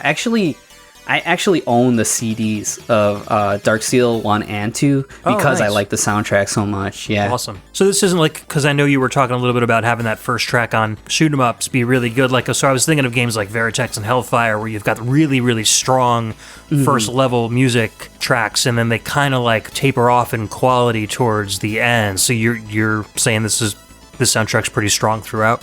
I would actually say that it's more in line with what you're saying. I think that melodically and dynamically, this is the strongest track on the first game. Well, it's hard to beat this one. yeah, totally. I think that it kind of has like a darker kind of, actually similar to Aliens vs. Predator, how it's like kind of this driving, more rhythmic force that's pushing you throughout the game. The soundtrack, okay. I mean, yeah, it's similar to that, but I don't like collect like physically a lot of video game music, but there are like some like soundtracks that I'm like, oh, I really, it's quirky and different, and I want to have it in my collection. So once I found out about the CD versions of these soundtracks, because each of them have arranged tracks also, and I kind of am into the arrangements too. Oh, nice. I think it's the Dark Seal 2, actually the game had some voice dialogue in the cutscenes, and one thing that's kind of cool about that game is that when they brought it over to the States, they actually dubbed English dialogue, and actually the Japanese soundtrack has those international version tracks that has like the original Japanese cutscenes, and then you can also listen to the English versions as well. Oh, cool. That's really nice. It's a nice touch. Yeah, and it's kind of cool thinking that they had that kind of forethought to do that instead of just eliminating the dialogue completely. Right. Kind of be able to compare and contrast the two different versions. That's very cool. And it's really cheesy too, which I love. All right, man. Well, speaking of cheesy, are you ready to get on to our next track? Yeah, let's do it. All right, so this one, again, doesn't exactly follow the traditional beat-em-up rule set that has been put forth by video gamers, but I feel like it's close enough, and it's a really kind of interesting but simple Genesis track. So this is Training Boss 1-2 Garo SXD07RR from Heavy Nova, composed by Studio River Kids, T. Lijima, and Shaka, whatever that means.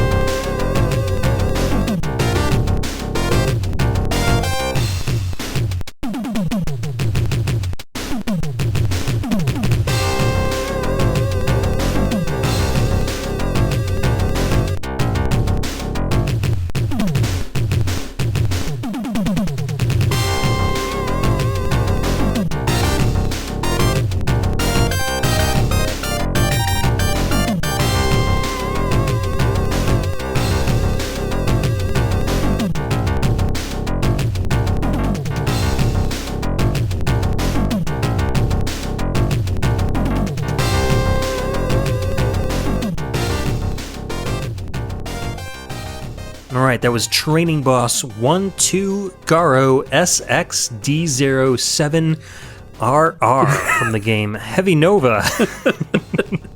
It's like reading off a serial number. Yeah, like usually it's the Japanese names that trip us up. Yeah, so yeah, I guess each of the bosses have a name like Garo, but then they all have like a serial number in parentheses next to it. So that's where the SXD07RR comes from. They're all just random letters and numbers thrown together for, arbitrary reasons. But that was composed by Studio River Kids, T. Lijima, and Shaka, which I'm pretty sure are all pseudonyms. Oh, yeah. So this is kind of like the diametric opposite of the track that you just picked. Like they're both FM songs.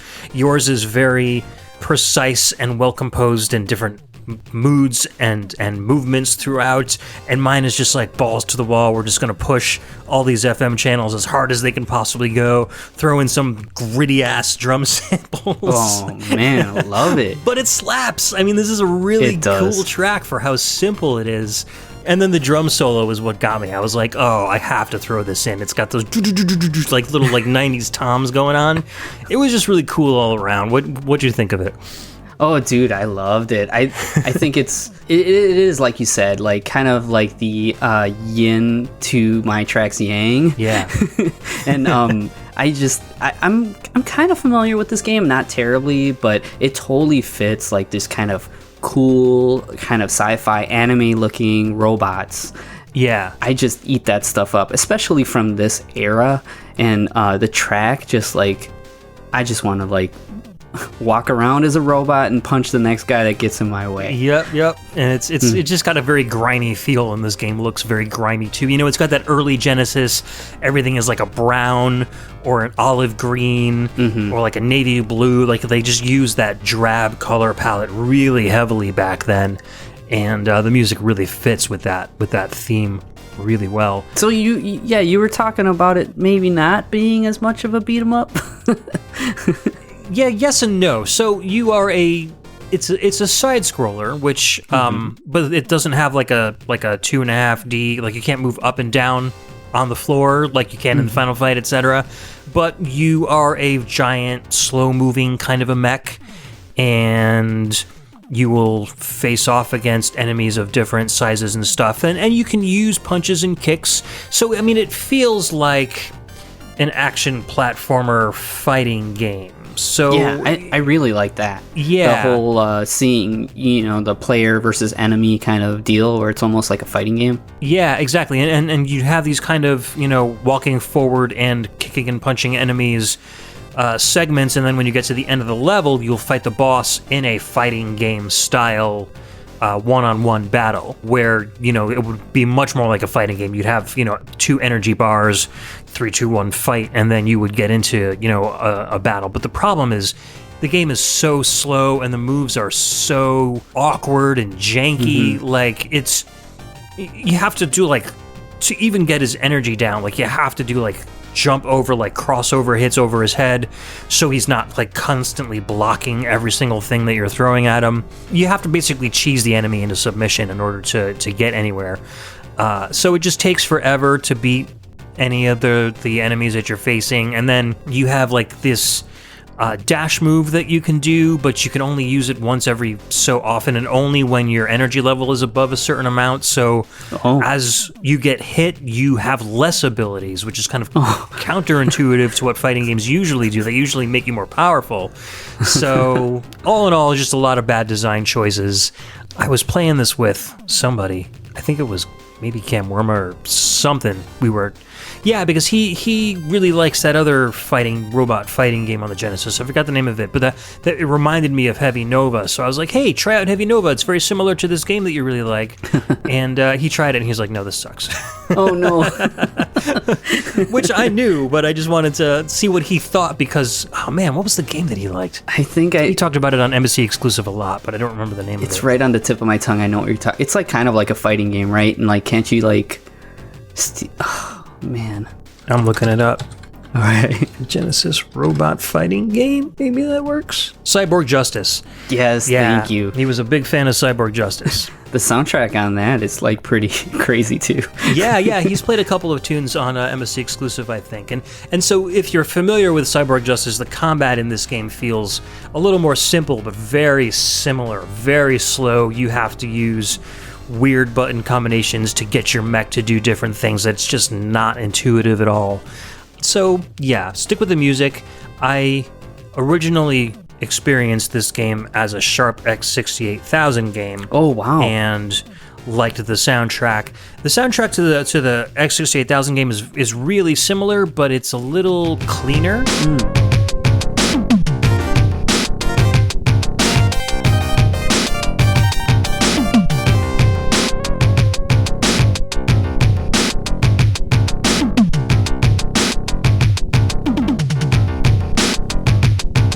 So, you know, the X68000 had a better sampler along with its FM chip. So the drums sounded a little cleaner. The synths weren't so heavy and gritty. It didn't have that same kind of effect that I really liked on the Genesis version. So in this case, having lower quality samples and less operators on your channels made for a better song than I think the more advanced chip on the X68000 did, which is kind of rare, but it was cool. So it was nice to have a couple different versions to choose from when I was trying to pick this. I did see that there was a Sega CD version of it as well. Have you listened to that music at all? Yeah, and it's arranged. So again, it's arranged in a way where it's that really kind of just, they basically took the same music arrangement but used really cheesy like MIDI instruments. Right.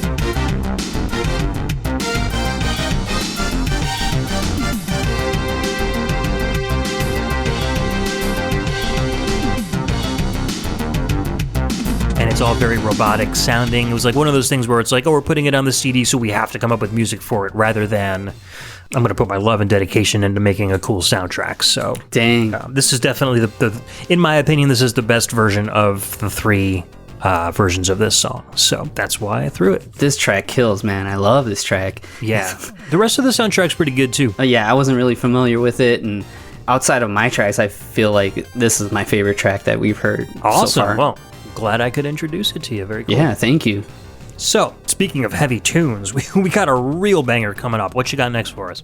Yeah, so this is a track that I'm very fond of, but I figured that I know that you're interested in this kind of beat 'em up as well, so I wanted to kind of throw you a bone so we both could talk about this. So this track is called Power Worship, and it's from Hokuto Musou, which is the Fist of the North Star, Ken's Rage, and it is from 2010 and is composed by Haruki Yamada. Let's hit it.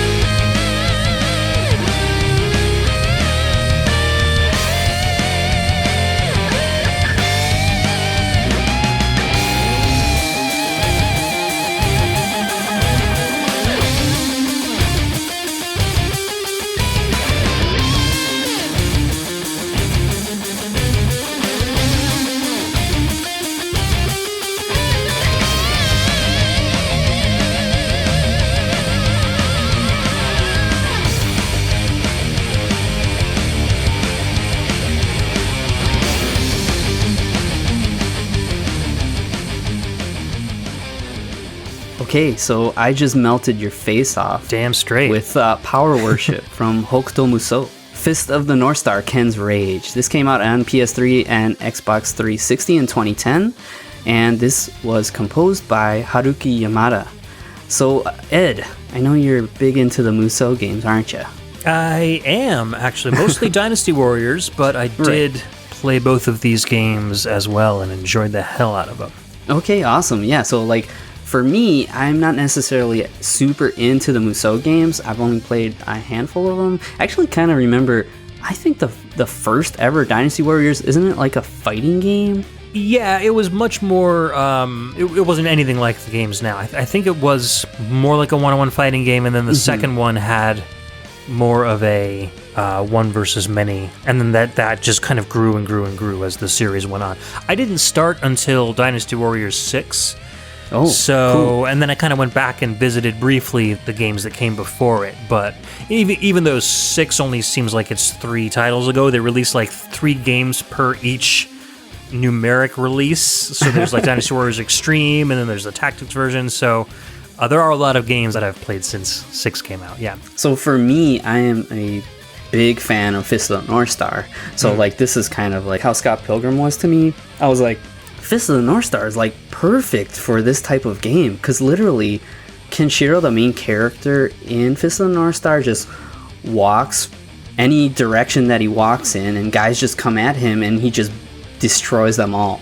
And it's the perfect venue, like this kind of Musou gameplay style, for Kenshiro to just explode everybody's heads. And I played through the first game. I didn't play through the entire second game, but there was a thing that I liked, because in the first game you actually have a jump button, but actually it's kind of not as characteristic for Kenshiro, I think. Yeah. Kenshiro's kind of like this walking wall of death. Right, and right. he doesn't need to jump. So in the second game, they actually took that jump button away, which I think was much more in line with how Kenshiro is as a character. Yeah, the thing about the second game, too, I think, is that the production value wasn't nearly as good. As much as I liked the gameplay and the combat in the Musou games, I also really like watching the story and how it unfolds. And they had, full English dialogue and animated cutscenes and such in the first game. In the second game, they resorted to Japanese dialogue only, and graphic novel style cutscenes and stuff. And it didn't hit as well for me, I think. Especially if there's a Musou game that comes out that doesn't have an English voiceover, it immediately turns me off, because I'm relying on English voiceover to tell me where to go on the battlefield, to tell me what's going on, where I need to go. It's really hard to be keeping on top of a 600-man army as one combatant, and then having to also read on the screen where I'm supposed to be going because the voice is in Japanese. So it takes a lot away from the game for me, and that's what they were doing with the second game, so I really was finding it hard. I mean, I did beat it, but I didn't enjoy it nearly as much as the first one. And I totally see what you're saying about that, because I think the more difficult stages for me in the first game were those kind of situations where it's like, okay, you got to pay attention because you have to go to this other area on the map. Right, you're learning how the game works. Yeah, like I was saying, I haven't played as many Musou games, so it's just kind of like a beat 'em up, just mashing attack. Right. And yeah, so like the Musou games, I would put in the category of beat 'em ups, because you're just being bombarded with legion upon legion of enemies, and you're just having fun, like hacking away at every opponent in front of you. And I think that there's something kind of cathartic about it, and it's kind of like a power fantasy too, especially if you're playing as these characters from Fist of the North Star, because Fist of the North Star is kind of like, I would say it's like Mad Max meets Bruce Lee meets like a period piece kung fu film. Yeah. And you get the best of all those pieces in Fist of the North Star, and you get some really over-the-top melodrama and some ridiculous attacks. So like Kenshiro can like literally like poke you in a certain spot on your body, and he can make your, I don't know, your brain pop out of your skull. Right. It's equal parts absurd and cool at the same time, and I like I said, I think it's perfect for a beat 'em up. Yeah, and the authors pretty much like because of these powers and because it's all fictional, they can pretty much make whatever they want to happen. Like there are moves where like I'm gonna hit you in just a certain way so that in exactly 4 days you're gonna drop dead, regardless of what you do. You know? Yeah, and it's absurd, but I also feel like they kind of get how absurd it is. It's not trying to be like these are the coolest guys ever. I mean, it's presented that way, but it takes I think itself seriously, but I think it knows its own absurdity at the same time. Yeah, totally, and that makes it so much more fun for me. It's one of my favorite properties, and I love being able to talk about it with people. It's funny, I didn't know anything about the series at all until I started playing the game, and it was a great introduction because I got to see kind of like an overview of the whole Fist of the North Star arc. Yeah. I got to get introduced to all these characters, both as playable characters and as NPCs. To kind of learn about Kenshiro and Toki and Hao and all of these really cool characters that really have very complex relationships with each other. And if they're complex in the Musou game, like getting into the anime and getting into the comics, it's like tenfold, you know, all the storylines that you miss just from being shoehorned into a video game.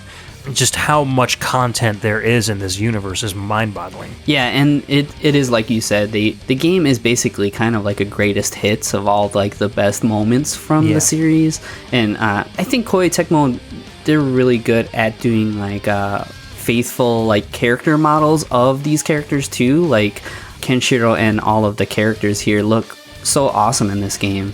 And they move like they're cartoon counterparts too. Like they're not just generic, you know, karate moves and stuff. Like they have a lot of their powers and their characterizations are based on their individual unique fighting styles, and they really bring that to life in these games. Yeah, totally. It's great. So if you liked Fist of the North Star, you should definitely have you checked out the Berserk Musou game. Oh yeah, totally. Yeah, that was amazing. Berserk is definitely more serious, but it's definitely next to Fist of the North Star in a similar way. Yeah, for sure. And then the same team also did Hyrule Warriors on the Switch, which was probably my favorite Switch game of all time. Oh, nice. Wow, that's awesome. I actually haven't played it, but I've listened to the soundtrack because the soundtrack is awesome. The soundtrack is great, yeah. But that game sucked me in. I 100% of that one. So, and that had a lot of content in it. That's awesome. I'm going to have to check it out. Yeah, so let's see. You ready to move on to our next one? Totally. Okay, so this is kind of the opposite. Not a lot of content. Still a pretty good soundtrack, though. This is The Alley from Ultraverse Prime. This was a Sega CD game, came out in 1994, and you know it's got to be good because it was written by Tim and Jeff Fallen. Nice. Let's take a listen.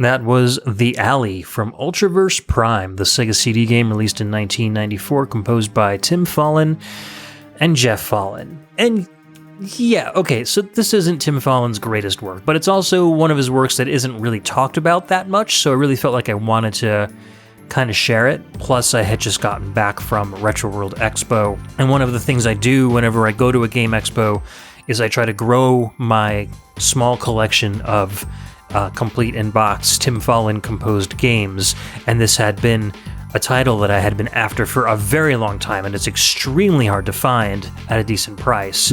So I was able to get a copy, and I talked the guy down to a decent dollar amount, so I was able to bring it home, and now I have it. And I didn't even realize that it was a beat 'em up. I had never played the game before. I had only listened to the soundtrack a little bit here and there. So when I got home and threw it directly into my Sega CD and started playing, I was happy to know that I was running around in Punching Juice, and I was like, oh, I can totally put a track from this in the show that I'm working on. So I took out a track I wasn't very happy with and put in this, and still not extremely happy with it, but I feel like it's Tim Follin, so I can't really... I'm never going to feel bad about adding a Tim Follin track to any podcast. And I wasn't familiar with this soundtrack, and actually I'm more familiar with the property it's based on than the game itself. Yeah, the whole Ultraverse itself is interesting. Prime himself as a hero is very interesting. But before we get into that, I just wanted to mention, so this is Tim and Jeff Follin's first live music they ever written. Everything else before this was chiptune, so I think they were still kind of growing into their studio recording chops. And speaking of chops, they really kind of chopped this soundtrack up. So what it sounds like they did is Tim and Jeff probably wrote music that was like what they normally do. It's like 6 to 7 minutes long, like this long piece with a lot of different parts. And what the guys did at the development studio is they chopped up their songs into 2 and 3 minute segments so that they could kind of place them in the different stages as you play this game. So you get a lot of songs that sound very similar to each other but have like different solos. And kind of what I feel like they did with this track is as it kind of winds down, it feels like it's going to be starting to build up to something better. Like it feels like you just got the introduction to a track here, and whatever they wrote after it was kind of like lost in the wind until you play at another random point in Sega, in the game. So CD technology was still relatively new. I guess they were still trying to figure out what to do with music, and I really think that they got it wrong on this particular soundtrack. So the whole soundtrack is available on YouTube. You can just look it up so you can hear the rest of the stuff and see what you think of it. So anyways, I just wanted to get that out of the way. But getting back to Ultraverse and Prime, so Prime really reminds me of, the movie Shazam that just came out with Zachary Levi, where it's like a 13-year-old kid that turns into an adult whenever they get their powers. But Prime is much more unfiltered. Yeah, I think it's really strange. He's like the early 90s extreme version of that same concept, where when he transforms into Prime, he's just like the super roided out Superman looking type, and he grows the body around him. Oh man, I did not know that. I thought it was some type of magic, but that sounds crazy. So he starts to feel sick, and then his body just kind of like morphs into this gelatinous kind of form, and then Prime forms, and then it only lasts for so long, and once either he takes too much damage or like time runs out, the body like re-gelatinizes, and he kind of like the 13-year-old kid kind of like emerges from the goop that used to be Prime. It's like really gross and really kind of disconcerting. That's disgusting. Yeah. But so 90s at the same time. Yeah, it is. The Ultraverse was really trying to go against everything that Marvel was standing for at the time, which was very kind of like the Nintendoizing of comics. Yeah. And so them and Image Comics were all kind of trying to break free from Marvel and DC's hold over their artists. Mm-hmm. And so a lot of these artists wanted to control their own properties and have the ability to do whatever they wanted to, and didn't really... I think this was Malibu Comics that the Ultraverse was part of, if I'm not mistaken. Right, Malibu Comics. And actually, if I'm remembering right, I'm pretty sure that Marvel ended up buying the Ultraverse imprint. So it's funny that they were, I wouldn't doubt it. yeah, trying to have like this extreme answer to it, and then they just get swallowed up. So Yeah. maybe we'll see a Ultraverse Prime movie. He'll be talking to Nick Fury sometime soon. God, I hope not. The Sega CD. So they tried to take advantage of the game itself is probably less advanced than any other Genesis game that you see. As a beat 'em up goes, it's very simple. Okay. You've got a punch button and a kick button and a jump button. Can he fly? The enemies are. You can. So there are interim levels in between the beat 'em up levels where it's more like it's set up like a horizontal shoot 'em up, but all you can do is punch. Okay. So you have to kind of like fly up to enemies and punch them, and it's an auto-scrolling level. So you just basically have to survive until you get to the end of the level. I hope there's like a slime mini game where you're just like tapping the button to transform to and from Ultra. That would be kind of cool. Prime. This is like.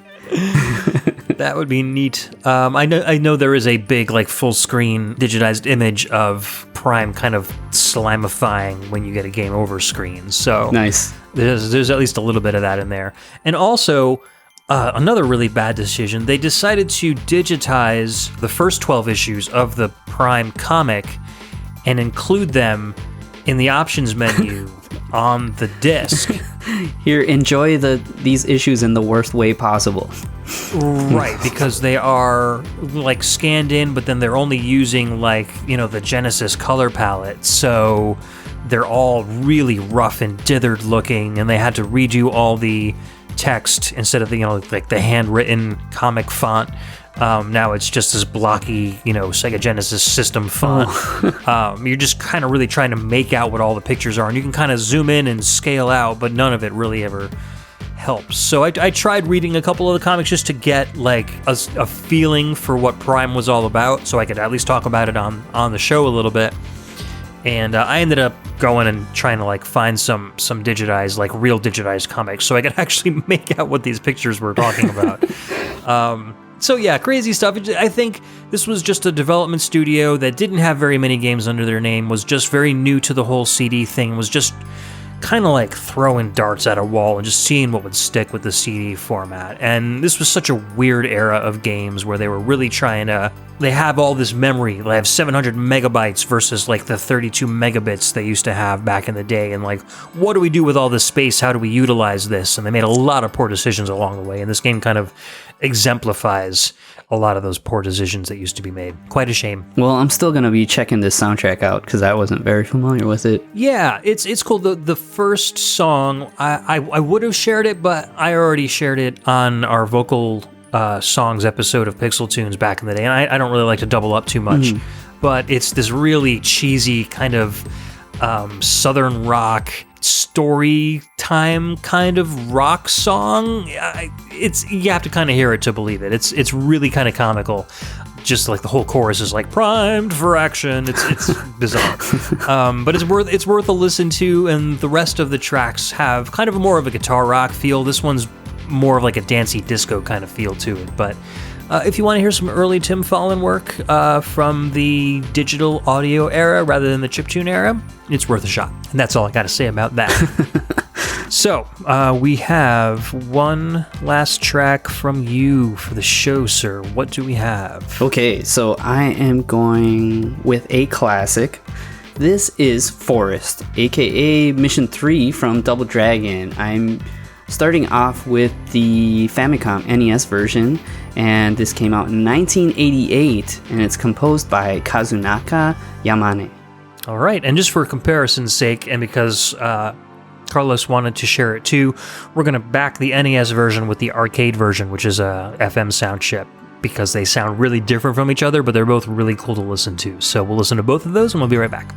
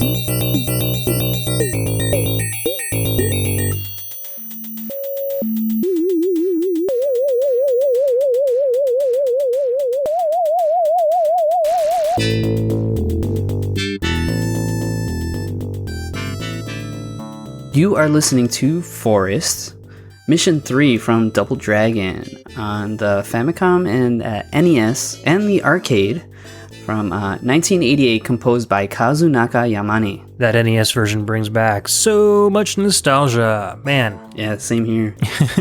That game was one of those games that I rented, I think probably 8 or 10 times with my brother, and we never actually owned it. It's one of those things where my mom would like let us rent violent games but never actually own them. I don't understand. Like, we still experience them, so whatever. But I do remember listening to like the latter like quarter of this song and like listening to those bizarre kind of, first of all, that chuggy glitchy like section, and then those weird bendy notes right before the loop, and going like, what, why?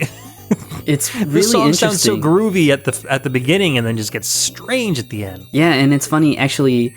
I'm glad that we played them both, because you can kind of get a taste at really what they were kind of going for in the Nintendo version of the game. So I think of all the tracks in the original Double Dragon, this one kind of sounds like the most, I don't know, like a kung fu movie to me. Okay, definitely. It's definitely got like this kind of more Asiatic theme to it, and I think that comes across a lot more in the arcade version. So like that kind of tinny bell that you hear, it almost sounds like a gamelan, like this kind of interesting instrument. And I think that's kind of something they really couldn't portray on the NES version, so that's why you get those like really frantic, weird stuff going on. Yeah, like they were trying to emulate it as best as possible and just kind of throw in random square waves in there. Totally. They're like, this is the best we can do right now. Because it's like you'd have to retool the whole song. And I mean, I don't know, Double Dragon on NES is kind of like a retool of the arcade version. So there is that. And I know that actually it's kind of divisive, I think. Like some people don't like the arcade version at all. And some people don't like the... I kind of think it's like whatever you played first you like, and you don't like the other version at all.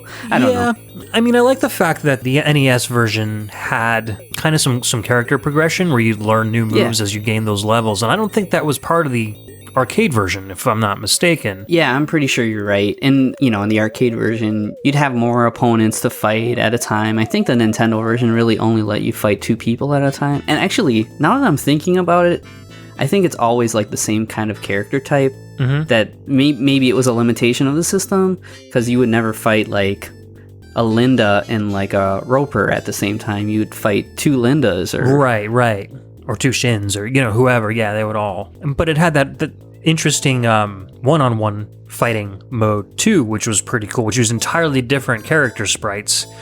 So that was very interesting that I felt they included that on the NES game. It was a little cool bonus, and it was fun to play. It's almost like they were kind of giving it to you as an apology for it not being exactly like the arcade version. Maybe, of Double Dragon. or those were the sprites that they originally wanted to include in the Double Dragon, the regular game, and they took up too much memory or whatever, and they couldn't do it with other characters on the screen, so they were like, oh, we'll just keep them in as a one-on-one game or something like that, probably. I like that. Yeah, I like that take on it. The other thing I wanted to really talk about, and this is kind of me putting my Heroes 3 cap on right now, is that I know people like think of Double Dragon as like this beat 'em up and everything, but I think that it has a lot of strong roots in kung fu movies. So the Lee brothers, Jimmy and Billy, or Jimmy and Bimmy, depending on what you wanted to say, they're named Lee, like Bruce Lee. And a lot of the main characters from the original game are named after characters from Enter the Dragon. So you've got some of the thugs in the game. So you've got Williams from Enter the Dragon. That's Jim Kelly's character, the black guy in the movie. Okay. And Roper is one of the other thugs that you encounter, and that's the main white dude along Bruce Lee. His name is Roper. That's John Saxon's character. Okay. And he's kind of like the Johnny Cage of Enter the Dragon. Very stylish, yeah. Yeah. Even Abobo, I would say you could argue, is in reference to Bolo Young, who's like the big kind of gigantic dude from Enter the Dragon. And somebody contacted the artist from the original game. I feel like it was like last year. And on Twitter, he explained all of that, like how this is explicitly based on Enter the Dragon, even though story-wise it's nothing like Enter the Dragon at all. It's directly influenced by it, which I think is really cool. That is really cool. I had no idea there was so much stuff in common between the two. Yeah. I just thought that they were, random names assigned to these characters. So interesting, very interesting. It's amazing how many of those Japanese developed games took real, intense inspiration from movies and books and stuff around them. Oh, I never gave any credit at all. yeah, it's really good. Even Linda, you could almost argue, because Bruce Lee's wife, her name's Linda Lee, and she's never in any of the movies, but you could reason that maybe they named her Linda just in relation to all the different stuff going on in the game. Oh, sure. I'm sure that's not a coincidence at all. It's very interesting.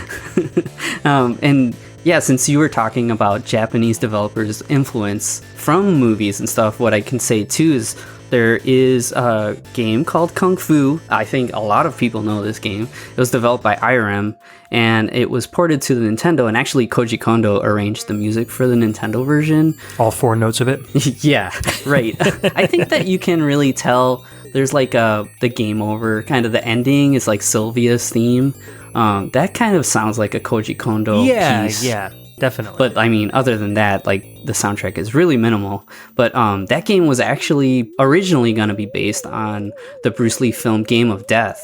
So in Game of Death, Bruce Lee's character is kind of traveling up a pagoda, and level to level, he's encountering these different opponents. So they were originally going to base Kung Fu on Game of Death. But for different reasons, you could argue maybe Bruce Lee's death and different things, they decided against that, and what they actually ended up basing it on is actually one of my favorite Jackie Chan films of all time. So in Japan, they released the Hong Kong film Wheels on Meals, which is a weird name to think of if you think about it too hard. I wouldn't recommend it, but the movie is awesome. I love it. And in Japan, that movie is called Spartan X.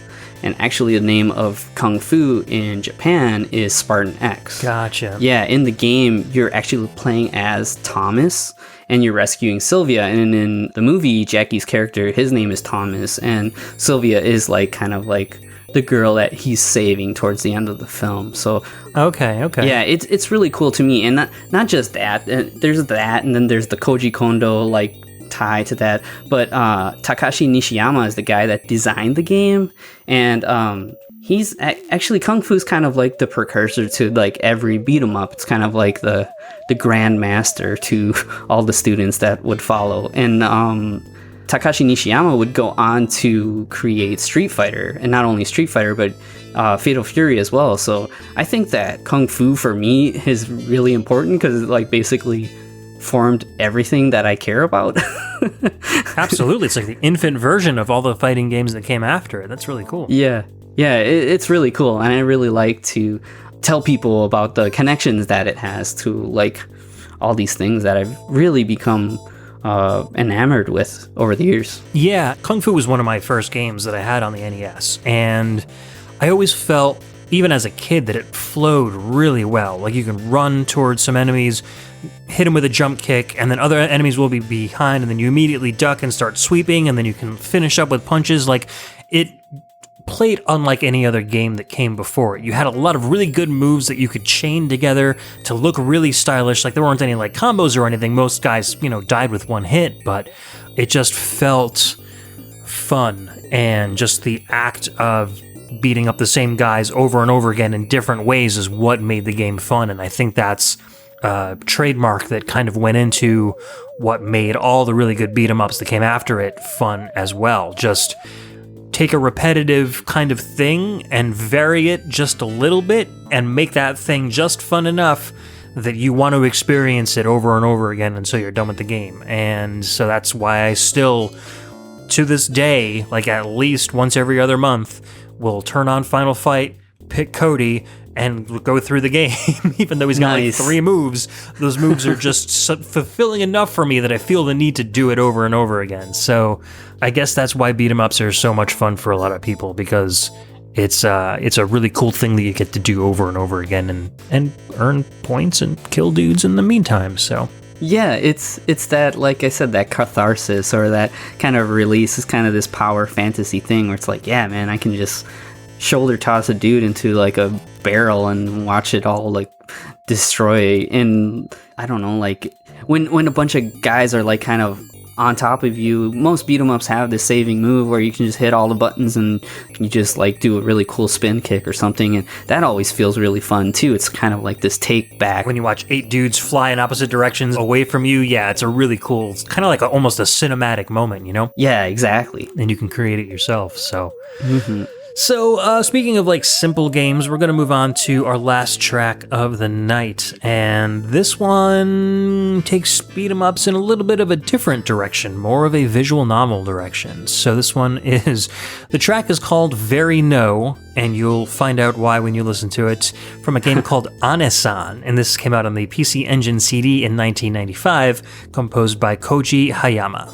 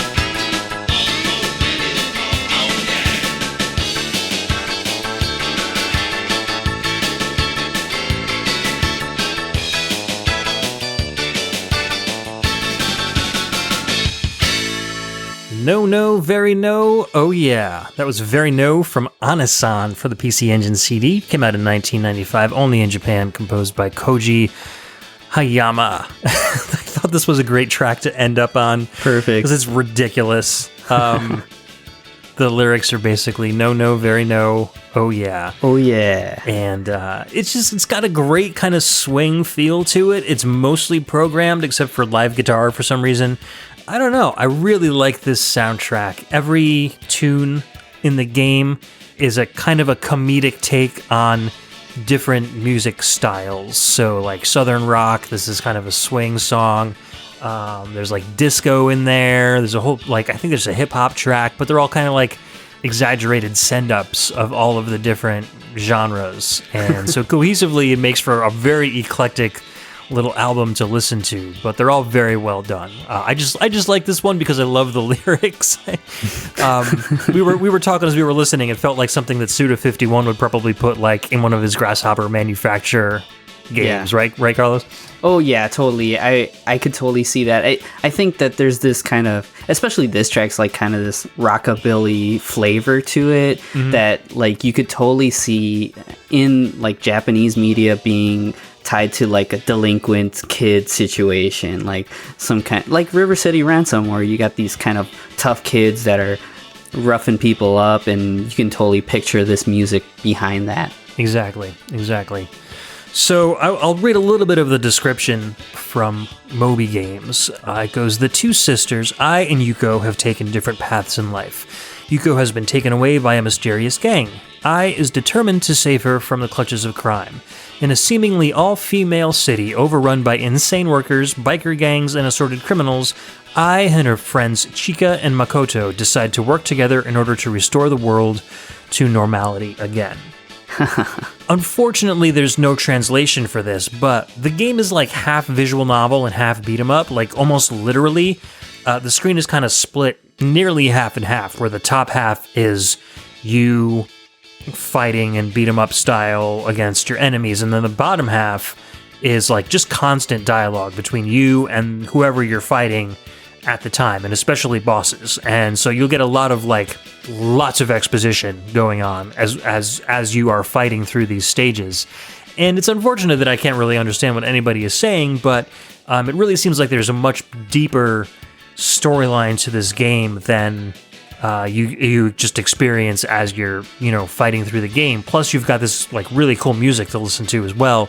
So hopefully at some point, maybe somebody will do an English translation of this game and we can get, a better feel on what the story is all about. But it's really cool. It's very comical. Everything is very exaggerated. So you've got like, very large women who are very slow and will like jump and like butt bomb you. And then you've got the really fast kind of ninja women. Instead of dudes on motorcycles that are trying to run you over, they're like ladies on scooters. You can go shopping in between each level with the money that you earn by fighting people.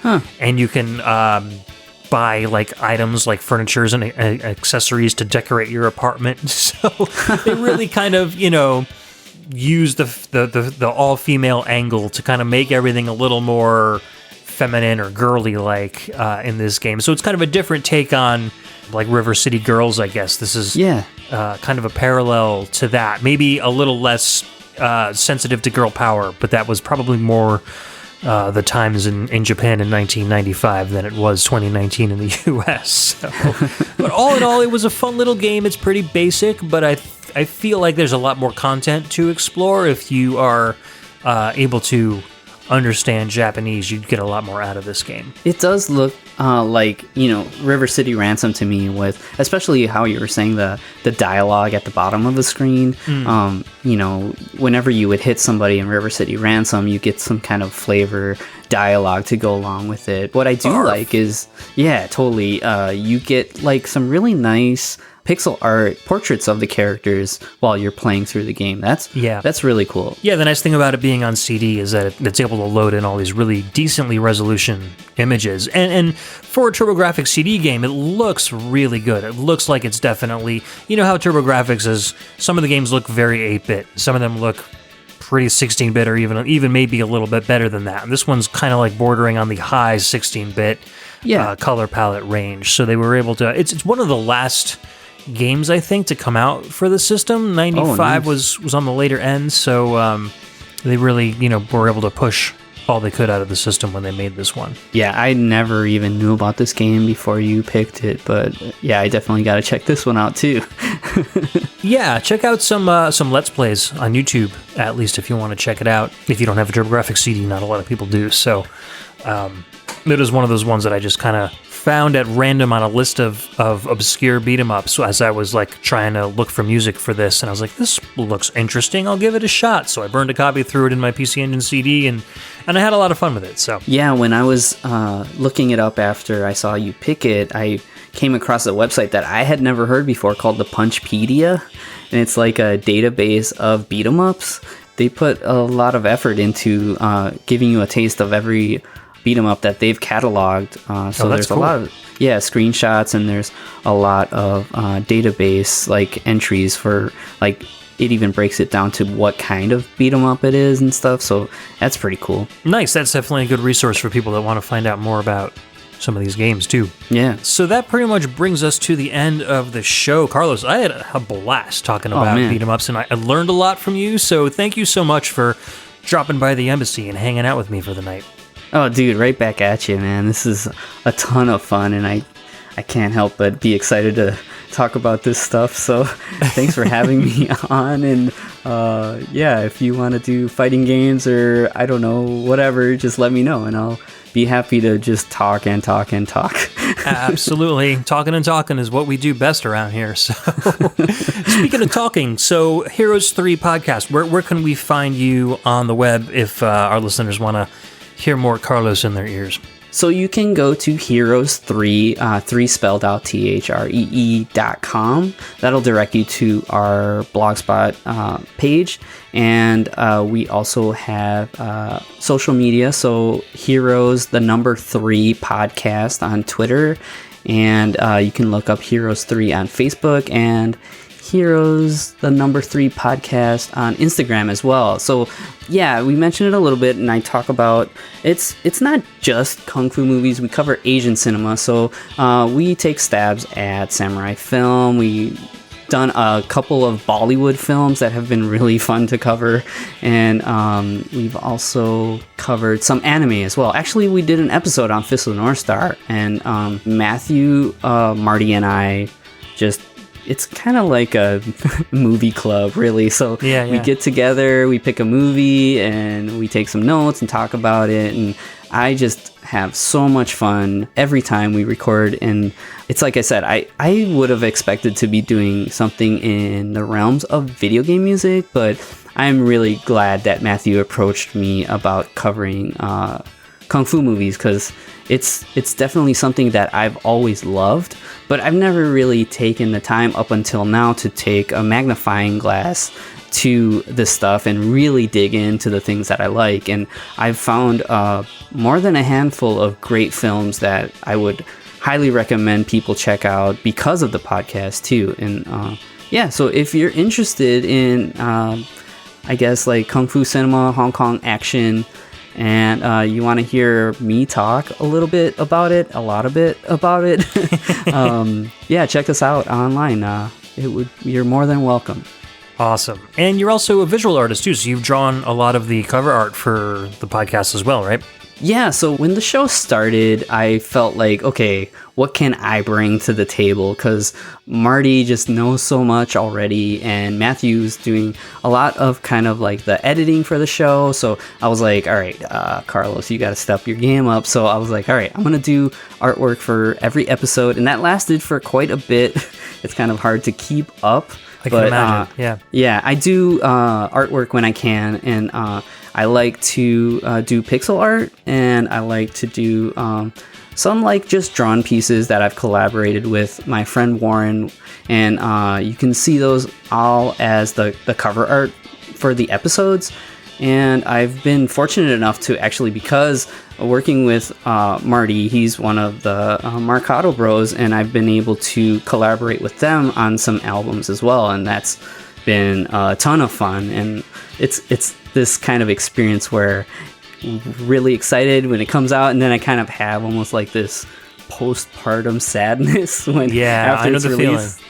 Yeah, it's like, oh, this was like such a fun like experience to collaborate, and now it's out there, and I'm really proud of it, but it's gone now.